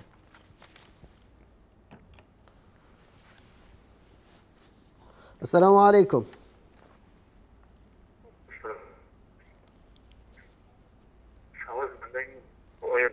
قبل از نماز فرض میشه نماز سنت خود مثلا قبل از نماز سنت میشه فرض ها مثلا نماز فجر آیا ما داخل مسجد بشه که نماز فرض با جماعت شروع شده است با جماعت پیوست میشه و نماز فرض ادا میکنه بعد از اون میشه داره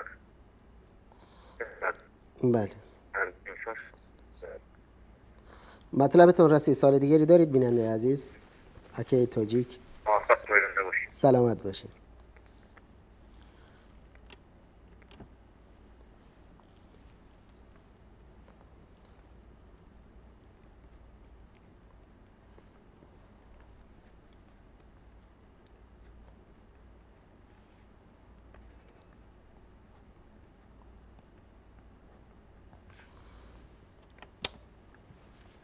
السلام علیکم.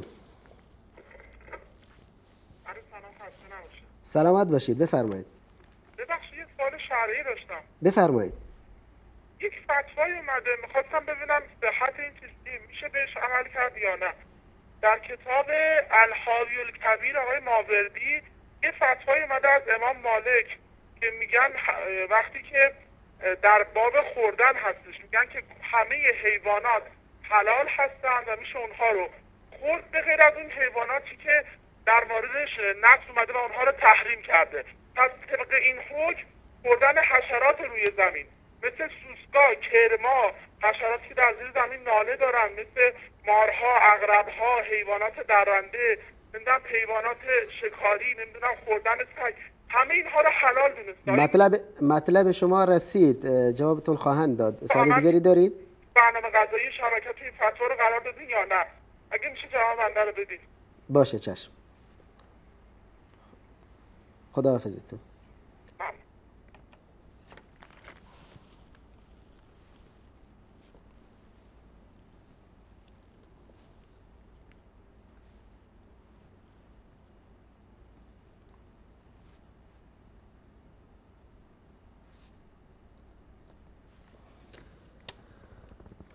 السلام علیکم.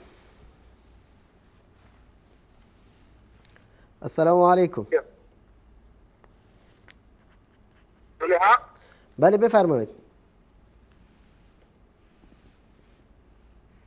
تاجیکستان زنگ میده. خواهش میکنم بفرمایید اکه تاجیک.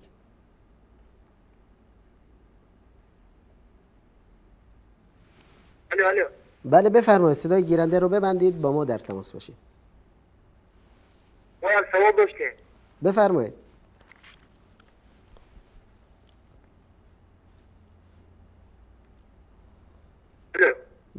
بفرمایید منتظر سوالتان هستیم.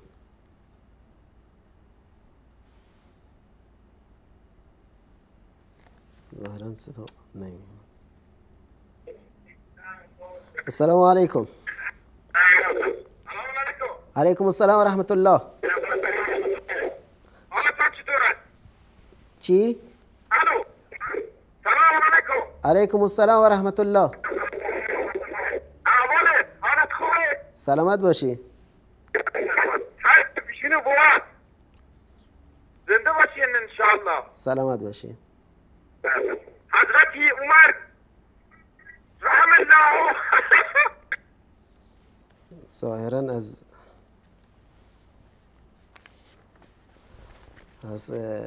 حوزه ها دارن تماس میگیرن. السلام علیکم.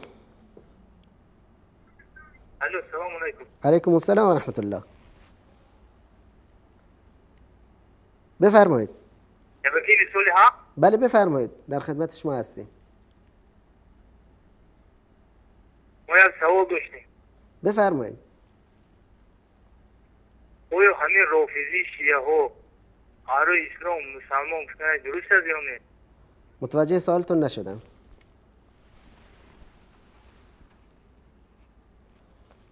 ازدواج کردن با خانم رافضی جایز است یا نه؟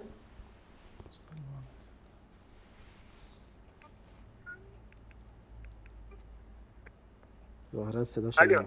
بله بفرمایید. سوالتون یک بار دیگه تکرار کنید دوست عزیز. شیعه ها رافضی هستن کو؟ خب شیعه ها رافضی. بله بفرمایید. ادامه بدید. الو. ظاهرا صدای ما رو از گیرنده میشنون ایشون.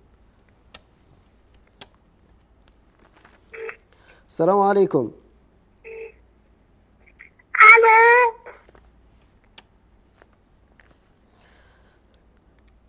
30 سال ادعای حکم اسلامی میکنن. هنوز کمی در ارتباطات و اخلاقها از برادران تاجیکی من یاد بگیرید که چگونه با ادب و با اخلاق دارن سوال میپرسند و شما چگونه دارید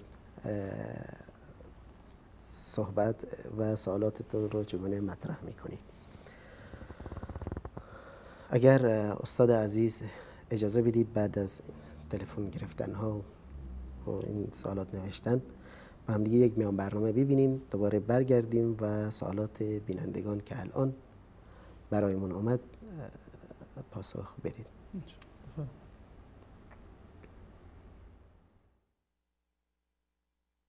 تنصروه فقد نصره الله إذ أخرجه الذين كفروا ثاني اثنين إذ هما في الغار إذ يقول لصاحبه لا تحزن إن الله في الغار إذ يقول لصاحبه لا تحزن إن الله يقول لصاحبه لا تحزن إن الله معنا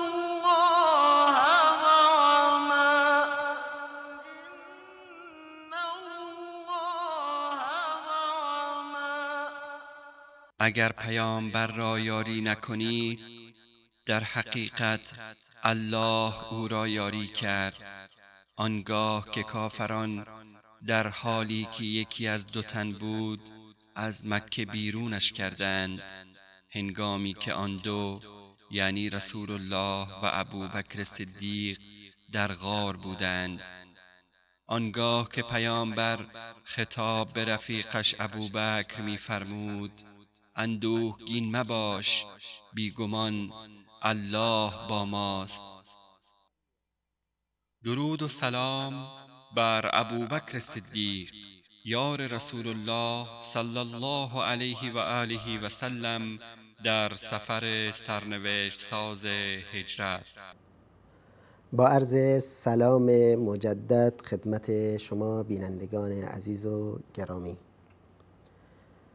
در خدمت شما هستیم با برنامه پرسش و پاسخ و در خدمت استاد بزرگوارمون مولانا عبدالقدوس دهقان. استاد اگر اجازه بدید، با وجود اینکه وقتمون هم خیلی محدود هست و سوالات زیادی هم گرفته شد، آیا بیننده ای سوال پرسیدند که بر اساس عمل هر شخص انسانها به بهشت و جهنم می روند، آیا کسی که بیاد حکم خدا را تعطیل کند چه حکمی دارد این شخص؟ و در این راستا سوال داشتند که چگونه باید برخورد نمود. بسم الله الرحمن الرحیم. به صورت کلی یعنی اون چیزی که احکام شرعی رو وقتی که ما نگاه میکنیم اهم از در تعریفات اصولی که هست حرام هستند یا واجب هستند یا فرض هستند یا مکروه و مندوب و مستحب هستند، اینها رو وقتی ما نگاه میکنیم میبینیم که دستوراتی که از جانب الله متعال داده شده به عنوان یک تدین، به عنوان التزام عملی به دین مبین اسلام بر دو گونه هست. بعضیشون امر هست و بعضی دیگر نهی هستند و در مرحله بعدی مواردی هست که به اختیار فرد در واقع گذاشته شده. مواردی که جز منهیات هستند انجام دادنشون گناه هست و مواردی که جز مأمورات هستند که انسان باید انجام بدهد انجام ندادنشون گناهه. مانند نماز، روزه، زکات، حج، اینها انجام دادنشون اینا جز مأمورات هستن، انجام دادنشون ثواب داره، اما ترک اینها در واقع گناه داره. موارد دیگری مانند غیبت، زنا و سرقت و بقیه گناهانی که تعریف شده اینا جز منهیات هستند، انجام ندادن اینها در واقع ثوابه. کسی این گناه رو انجام ندهد یک کار ثوابی رو انجام داده، اما انجام دادن منهیات در واقع میشه جز گناهات. پس بنابراین اهم از این که فعل به اصطلاح موارد منهی عنه باشه، چیزهای حرام باشه، یا ترک مأمورات باشه، چه ترک مأمورات باشه یا اینکه در واقع انجام منهیات باشه، هر دو در واقع در تعریف گناه یعنی شامل می شود. و از نظر شرعی انسانی که پایبند هست باید هم اوامر را انجام بدهد و هم از معاصی و منهیات باید پرهیز بکند. تمام این موارد جز گناهان شمرده می شوند و حکم گناه در درگاه الله متعال این است که اگر کسی گناه بکند الله متعال گناهش را در واقع با توبه می بخشد و معاف می کند. و جالب اینجا است که بسیاری از این گناهان رو الله متعال به وسیله اعمال خیری که ما انجام میدیم خود به خود کفاره میشوند. مثلا در روایات داریم که وضو کفاره هست، یعنی وقتی که انسان اعضای وضوش را میشوید در واقع گناه از اونها این پاک میشود و میریزد. یا نماز مثلا کفاره هست، الصلوات الخمس کفارة لما بینهما، این کفاره هست. روزه رمضان کفاره هست و همچنین حج کفاره هست و موارد دیگر. این اعمال خیر سبب میشوند که گناهانی که ما انجام دادیم به صورت کلی بخشوده بشوند و معاف بشوند. و بالفرض اگر انسانی گناهان کبیره هم داشته باشد با توبه کردن و التجا و زاری به درگاه الله متعال این الله متعال دیگه معاف میکند. بله انجام ندادن اوامر شرعی یا انجام دادن منهیات شرعی این در واقع گناه است، اما الله متعال گناهان رو معاف میکنند به سبب مکفراتی که ما داریم انجام میدهیم، اهم از اعمال خیر ما یا اینکه توبه و استغفاری که الله متعال به هر کسی توفیق بدهد، اینا همه کفاره گناهان ما خواهند شد. خواهش میکنم. و تعطیل کردن حکم خدا، یعنی به هر صورت یعنی تعطیل کردن حکم خدا یعنی این انسان نماز نخونده، الله متعال دستور داده نماز بخوانید، کسی نماز نمیخواند. الله متعال گفته روزه بگیرید، کسی روزه نمیگیرد. منظور بیننده این بود که خدا یک چیزی را حرام نموده، ایشون بیان بگن که این کار حلال است، مثل متعه. نه، اگر یک امر این باشه که یعنی تحریم ما احل الله باشه، یه چیزی رو که الله متعال حرام کرده حلال بکنن، این در واقع کفر هست. این جایز نیست برای هیچ انسانی که در چنین مواردی عمل بکنن. اما اگر هدفشون تنها عمل نکردن بر واجبات شرعی باشه، این یک حکم گناه است. اما تحریم ما احل الله، اون چیزی که صراحتا در قرآن کریم یا در احادیث صحیح و صریح رسول الله صلی الله علیه و سلم حرام شمرده شده، یکی بیاد قصداً دیده و دانسته با این که میداند که حرام هست اون حلال بکند، این در واقع کفر صریح هست. اما در مواردی که مثلا دلایلی وجود داره، یک نوع شبهه‌ای مثلا در اونجا وجود داره، شاید فرد به این زمین در این زمینه قانع نشده باشه، مستقیما نمیتونیم حکم کفر رو صادر بکنیم. اما در مواردی که مطمئن هست که دارد خلاف دستور الله متعال انجام میداد، حکم شرعی رو تغییر داده، این در واقع کفر است. با تشکر از شما. و همون بیننده ما سوال پرسیدند که در ایام جنگ ایران و عراق زنان بسیاری بیوه شدند و برخی آنها به خاطر مشاکلی که داشتن رو آوردن به متعه. آیا ازدواج کردن با فرزندی که از متعه باشه جایز هست یا نه؟ حکم متعه که در آیین اهل سنت و الجماعت و دین ما که حرام شده، روایات صحیح و صریح در این زمینه وجود دارد و این در دین اسلام و یکی از موارد اجماعی هست. هیچ یک از مذاهب اربعه یا ائمه اربعه ما چنین فتوایی رو در واقع به جواز متعه ندادند. پس بنابراین این نکاح از دیدگاه ما یک نکاح باطل و حرامی هست. اما حکم کسانی که از متعه به دنیا آمدند این تفاوتی نداره، ولو نوع این که تنها متعه نباشه که در آن یک نوع شبهه‌ای وجود داره.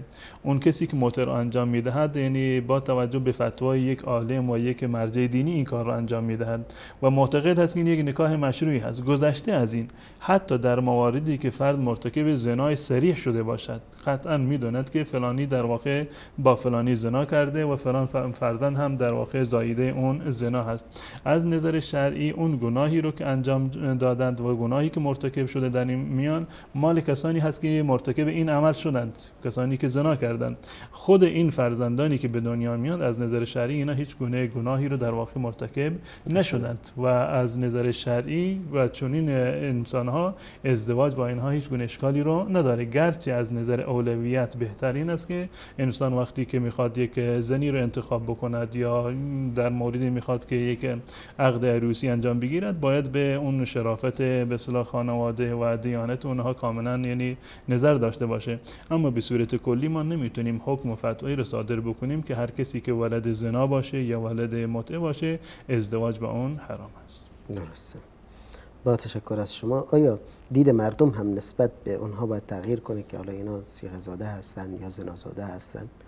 من این عرض کردم که اینها یعنی خودشون مرتکب گناهی نشدند.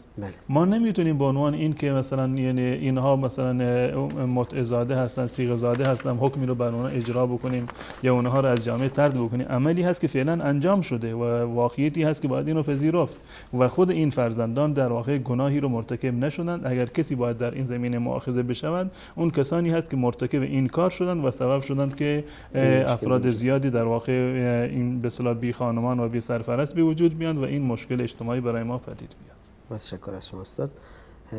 همونطور که بیننده پرسیدن که خانم من 20 دست لباس دارن و باز هم از من میخواهند که براش لباس بگیرم، آیا شرعاً جایز است که من براش لباس بگیرم یا نه؟ بحث جواز که امر جداگانه هست. اگر میخواد که جواز شرعی داره ممنوعیتی در این زمینه نیامده، اما انسان باید در این موارد به اندازه یعنی مصرف بکند که نیاز دارد و به اصطلاح هزینه کردن اموال در مواردی که قابل استفاده نیستند یک نوع اسراف در واقع شمرده می شود و از نظر شرعی مذموم هست و رسول الله صلی الله علیه و سلم را، زندگی ایشان را و اصحاب بزرگوار وقتی ما بررسی میکنیم و ائمه رو میبینیم که به همون حداقل اکتفا میکردند. از نظر شرعی جایز هست انسانی رو که الله متعال بهش مالی داده، مکنتی داده و توانایی دارد که لباس بهتری رو بپوشد، این از نظر شرعی جایز هست. این خلاف و خلاف دیانت نیست، کاملا جایز است. اما اسراف در این زمینه که مثلا بالغ بر 20 دست لباس داشته باشه که شاید مثلا در سال هم نوبت نرسد که اونها رو بپوشند، این در واقع جزء اسراف شمرده میشد. اما در واقع در حکم اصلیش که هیچ گونه اشکالی رو ندارد. انسان به اندازه‌ای که به اصطلاح توانایی دارد و میتواند که برای خودش لباس خریداری بکند و به اندازه‌ای که از اونها استفاده میکند تا این اندازه هیچ گونه اشکالی رو ندارد. اما در صورتی که در حد اسراف باشه، برای در واقع چشم هم چشمی باشه، این دیگه حکم جداگانه و مستقلی منطلق میگیره. با تشکر از شما. بیننده دیگرمون هم پرسیدن که آیا احادیث ضعیف برای فضائل اشکالی دارد یا نه؟ اون چیزی که یعنی در این زمینه باید در نظر داشت اینه که ما زمانی مطمئن میشویم که این گفته رسول الله صلی الله علیه و سلم هست که این روایت صحیحی باشه. وقتی که روایت صحیحی بود و کاملا شرایط صحت در آن وجود داشت، ما میتونیم با اطمینان خاطر بر اون حدیث عمل بکنیم که بله این حدیث فرموده رسول الله صلی الله علیه و سلم هست. حدیث ضعیف، وقتی ما میگیم حدیث ضعیف یعنی این که ثبوتش در شک هست. ما نمیدونیم که اصلا این گفته رسول الله هست یا نیست، در سندش این اشکالاتی وجود داره. منتها در باب عقیده که قطعا در میان تمام اهل سنت و الجماعت اتفاق نظر وجود داره که احادیث ضعیف رو نمیدونیم ما مستند قرار بدیم، فقط باید احادیثی که صحیح هستند، چه متواتر باشند یا آحاد باشند، به شرط صحت حدیث آحاد ما میتونیم بر اون استناد بکنیم. در باب فضائل برخی از علما مانند علامه نووی رحمت الله علیه نظری رو دارند که در باب باب فضائل یک مقداری تساهلی به خرج دادند که عمل بر روایات در واقع ضعیف در باب فضائل جایز هست، به این معنی که اینها منجر به تحریم یک حلالی نمیشوند یا این یک حرامی رو حلال نمی کنند، فقط یک نوع فضیلت هست. اما ما اینو باید در نظر داشته باشیم، حتی علمایی که معتقد به این هستند که در باب فضائل می شود به حدیث ضعیف استناد کرد، با در این زمینه شرایط رو دارند، من جمله این که این ضعفش در واقع یک ضعف شدیدی نباشه، ضعفی باشه که قابل جبران باشه با توجه به روایات دیگری که وجود داره. و نقطه دیگری که در اینجا مهم هست حتی برای اون کسی که بر حدیث ضعیف مثلا عمل میکند، نباید معتقد باشد که این فرموده رسول الله هست. ما نمیدونیم که این حدیث آیا رسول الله فرمودند یا نفرمودند، چگونه من باید عمل بکنم با این ایمان و با این اعتقاد این فرموده رسول الله هست. حتی اونهایی که گفتند بر حدیث ضعیف عمل بشوند، گفتند که ضعفش ضعف غیر شدیدی نباشه و در هنگام عمل کردن نباید اینو در واقع معتقد باشه، اعتقاد داشته باشه که این فرموده رسول الله صلی الله علیه و سلم است، اینو به پای دین نبنده، فقط گفتند به اندازه یک احتیاط هست یا با این نیت و انگیزه که من یک احتیاطی رو انجام میدم بر اون عمل بکنن. اما حضرت علامه ابن تیمیه رحمت الله علیه در این زمینه مقوله رو دارند که احتیاط در این هست که اون چیزی رو که ما نمیدونیم که از رسول الله صلی الله علیه و سلم هست یا نیست و اصلا به اون عمل نکنیم. احتیاط در این هست و دیانت ما اینو میگه در هر جایی که شما مطمئن بودید و دانستید که فرموده الله و رسول از این برای ما حجته، قول کسی دیگر که ضعیف هست ثابت نیست، ما مطمئن نیستیم که این روایت از رسول الله صلی الله علیه و سلم هست یا نیست، در این زمینه در واقع نباید ما عمل بکنیم. و یک اشکال دیگری که عمل به احادیث ضعیف در واقع دارد این است که احادیث صحیح در واقع از بین میروند، مردم تشخیص نمیدند که این روایت صحیحی است یا ضعیفی است. وقتی که یک حکم را یک فضیلت رو ما در میان مردم تبلیغ کردیم که این فضیلت هست و این در فلان حدیث اومده، در صورتی که اصل حدیث در واقع ثابت نیست، ما این حرف دروغ را و این مطلب غیر ثابت را به رسول الله نسبت دادیم و اینو در واقع به خورد مردم دادیم و این در واقع جایز نیست. پس بنابراین قول راجح در اینجا این است، قول کسانی هست که معتقد هستند نه در باب فضائل و نه در باب احکام و اعتقاد عمل کردن بر روایات ضعیف جایز نیست. و عقیده و نظر ما هم در این زمینه این است که تا حد الامکان سعی بشود که از احادیث ضعیف به صورت کلی انسان پرهیز بکند و عمل کردن بر احادیث صحیح. الحمدلله احادیث صحیح زیادی ما در باب فضائل داریم و بر اون احادیث ما عمل بکنیم، اصلا نیازی به روایات ضعیف در این زمینه نیست. و اگر ما مشکوک بودیم که این روایت ثابت هست یا ثابت نیست، احتیاط در این است که ما بر اون عمل نکنیم. با تشکر از شما.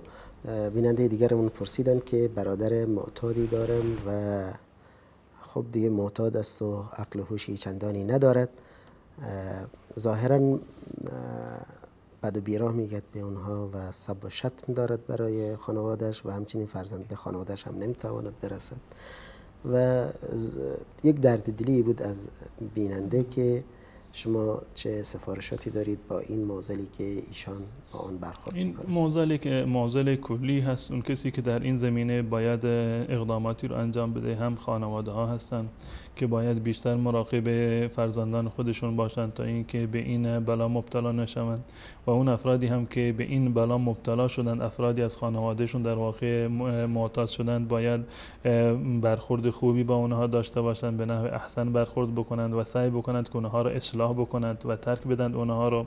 این در زمینه خود خانواده ها هست و از نظر اجتماعی و از نظر اصلاح کلی حکومت باید در این زمینه نقشی رو داشته باشد برای رفع این معضل بزرگ اجتماعی. باید اقدامات کلی و جدی باید به صورت عمومی و همگانی باید انجام بشه، هم خانواده ها مشارکت داشته باشند و هم از نظر مؤسسات و حکومت هم باید در این زمینه اقداماتی انجام بگیره.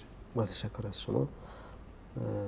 بیننده دیگرمون که از تاجیکستان بودن فرمودن که خوندن سوره هم برای مأمومین در 4 رکعت لازم هست یا نه؟ طبق مذهب احناف. بله، اون چیزی که در این زمینه روایتی که وجود داره و بالاتفاق صحیح هست، روایتی هست که گویا این است که انسان باید سوره فاتحه را بخواند و قرائت فاتحه یکی از ارکان نماز هست. حدیث عباده ابن صامت که در صحیح بخاری هست که رسول الله صلی الله علیه و سلم فرمودند لا صلات لمن لم یقرأ بفاتحه الکتاب. در صحت این گونه احادیث هیچ گونه شک و تردیدی وجود نداره. منتها در این زمینه در مذهب احناف نه به صورت کلی که رأی مجمع علیه و متفق علیه در میان احناف باشه. حتی در مذهب احناف یکی از شاگردان امام ابو حنیفه رحمت الله علیه که حسن شیبانی هست، محمد ابن حسن شیبانی، امام محمد معتقد هستند که انسان مسلمان پشت سر امام در نماز که سری هست باید قرائت را بخونند. تا این اندازه حتی در داخل خود مذهب احناف چنین اقوالی وجود داره. اما به صورت عمومی فتوایی که امروزه در مذهب احناف داده می شود استدلال از این روایتی هست که رسول الله صلی الله علیه و سلم فرمودند که من کان له امام فقرات الامام له قراءه. کسی که پشت سر امام نماز بخونه در واقع قرائت امام برایش قرائت محسوب میشه و به خاطر عمل بر این روایت گفتند که لازم نیست که مقتدی در واقع سوره حمد را بخواند. اما اون چیزی که دلایلش قوی تر هست و برخی از ائمه احناف مانند امام محمد هم فتوا دادند این است که حداقل در نمازهای سری هم امام باید بخواند و هم مقتدی. امام محمد بن یوسف، نه امام محمد بن حسن شیبانی که یکی از شاگردان حضرت امام ابو حنیفه رحمت الله علیه. ظاهرا شخصی که تماس گرفتن آقای شریفی بودند که اعتراضی داشتن بر سخن شما استاد که در برنامه دیگری غیر از فتوا حدیث ثقلین را ضعیف یا غیر متواتر دانستید. بله، درباره حدیث ثقلین قطعا روایات صحیحی که لفظ ثقلین در اون وجود داره، یعنی بحث روی خود لفظ ثقلین نیست که رسول الله صلی الله علیه و سلم فرموده باشن در میان شما من ثقلین رو ترک کردم. این روایت در صحیح مسلم هست و کسی هم نگفته این روایت صحیح ضعیفی باشه. خود کلمه ثقلین، خود ثقلین که در روایتی که در صحیح مسلم هست و روایت زید ابن ارقم هست. اما این که انی ترکتم فیکم ثقلین لن تضلوا ما ان تمسكتم بهما کتاب الله و عترتی، این لفظ من گفتم که این لفظ کتاب الله و با لفظ کتاب الله و عترتی که امر به تمسک شده باشه این در واقع ضعیف است و این درباره ضعف این روایت ما ان شاء الله در برنامه‌هایی که مخصوص این مورد هست ان شاء الله مطالبی رو به صورت گسترده خدمت بینندگان اینو عرض می‌کنیم. حتی بسیاری از علما مانند علامه ابن جوزی نه تنها در حد ضعف این حتی در حد جعلی بودن این روایت سخنی رو دارند. گرچه برخی از علما و محدثین معتقد هستند که صحیح، برخی از روایاتش رو علامه آلبانی گفته صحیح هست، اما در مقابل افرادی هستند مانند ابن جوزی که گفتن این روایت موضوع و ساختگی هست. به صورت مفصل ان شاء الله ما در برنامه حجت بی حجت در این زمینه سخن خواهیم گفت. خواهش میکنم. پس آقای شریفی هم تشریف بیارن برنامه حجت بی حجت، پس جواب خودشون رو اونجا بشنون و از الله میخوایم که همه انسان هایی که دوست دارن هدایت بشن هدایت کنند. برادری هم از تاجیکستان سوال داشتند که برخی از برادران ما به روسیه سفر میکنن به مدت 6 ماه 1 سال، در این مدت میتونن نمازشون رو قصر کنن یا باید به طور کامل ادا کنن؟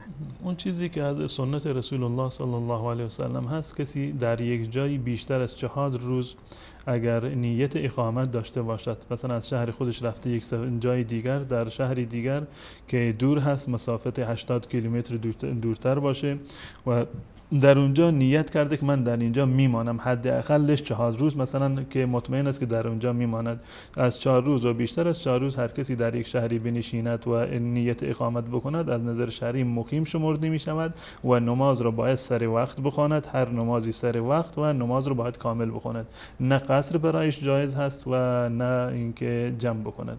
اما در مذاهب دیگر مانند مذهب امام ابو حنیفه رحمت الله علیه در اینجا 15 روز را معیار قرار دادن.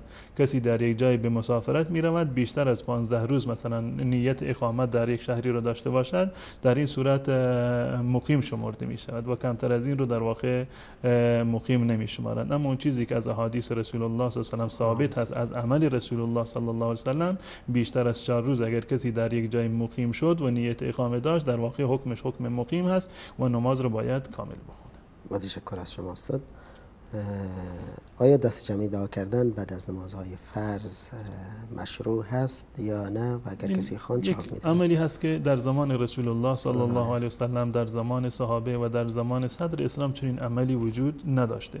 در هیچ روایتی نه صحیحی و نه ضعیفی از رسول الله صلی الله علیه و سلم نقل نشده که ایشان بعد از نماز دستها را بلند بکنند و مردم هم مقتدی ها دستها را بلند بکنند، ایشون دعا بفرمایند و مردم آمین بگن. چنین عملی از رسول الله صلی الله علیه و سلم و از صحابه به صورت کلی در واقع ثابت نشده. پس بنابراین معتقد بودن به سنت بودن این مورد و این که ما در واقع داریم بر سنت رسول الله عمل میکنیم، این اعتقاد باطلی هست و این در واقع عملی هست که در زمان رسول الله صلی الله علیه و سلم وجود نداشته.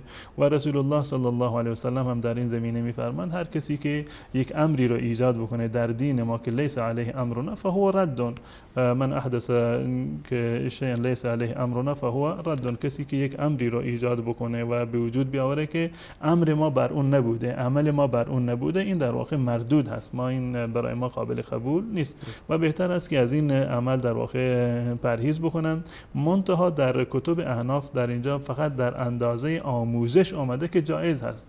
اگر در این منطقه مردم نمیدونن چگونه دعا بکنن، چه دعایی رو بخونن، جایز هست که امام به خاطر آموزش مردم تا چند روزی دعا بکنه، اما به صورت کلی که همیشه دعا بکنند و اینو جزء آداب نماز یا جزء سنت های نماز یا بخشی از نماز بدانند، این به هیچ عنوان نه در کتاب‌های فقهی ما ثابت هست و مذهب احناف و نه در احادیث رسول الله صلی الله علیه و سلم. همین بینندمون سال دیگری داشتن که عدد رکعات تراویح چند است؟ 13 است، 20 است، چند رکعت است؟ درباره عدد رکعات تراویح یعنی نمازی که در رمضان به عنوان نماز قیام هست، از عمل رسول الله صلی الله علیه و سلم همون 11 رکعت یا 13 رکعت ثابت شده. حدیث حضرت عایشه رضی الله تعالی عنها است که ایشان همیشه بیشتر از این رو در واقع نخوندن، بیشتر از 11 رکعت رو رسول الله صلی الله علیه و سلم نخوندن. منتها ما این نقطه رو باید در نظر داشته باشیم که در ماه مبارک رمضان، در شب‌های رمضان، اون امری که به ما شده قیام رمضان هست. من قام لیلة القدر، یعنی من صام رمضان و قامه ایمانا و احتسابا غفر له ما تقدم من ذنبه. کسی که ماه مبارک رمضان رو روزه بگیرد و شب‌هایش رو قیام بکند. این قیام چی هست؟ بحث نماز تراویح در اینجا مطرح میشه. رسول الله صلی الله علیه و سلم 8 رکعت را میخوندند. منتها در این زمینه اون عمل رسول الله صلی الله علیه و سلم این بوده که بسیار طولانی نماز میخوندند. حدیث حضرت عایشه رضی الله تعالی عنها است که کان یصلی اربعا فلا تسأل عن حسنهن و طولهن. رسول الله 4 رکعت میخوند، اما نپرس که چقدر زیبا میخوند، چقدر طولانی میخوند. و هدف این نیست که انسان در شب‌های ماه مبارک رمضان 20 رکعت رو شتابان در 20 رکعت یا در ربع ساعت بخواند و سلام مطمئن باشد که من قیام لیل رو انجام دادم. اگر انسانی ما بر سنت رسول الله عمل بکند، 8 رکعت را بخواند با همون کیفیتی که رسول الله صلی الله علیه و سلم میخوندن، این در واقع بر سنت عمل کرده و قیام لیل رو در واقع انجام داده.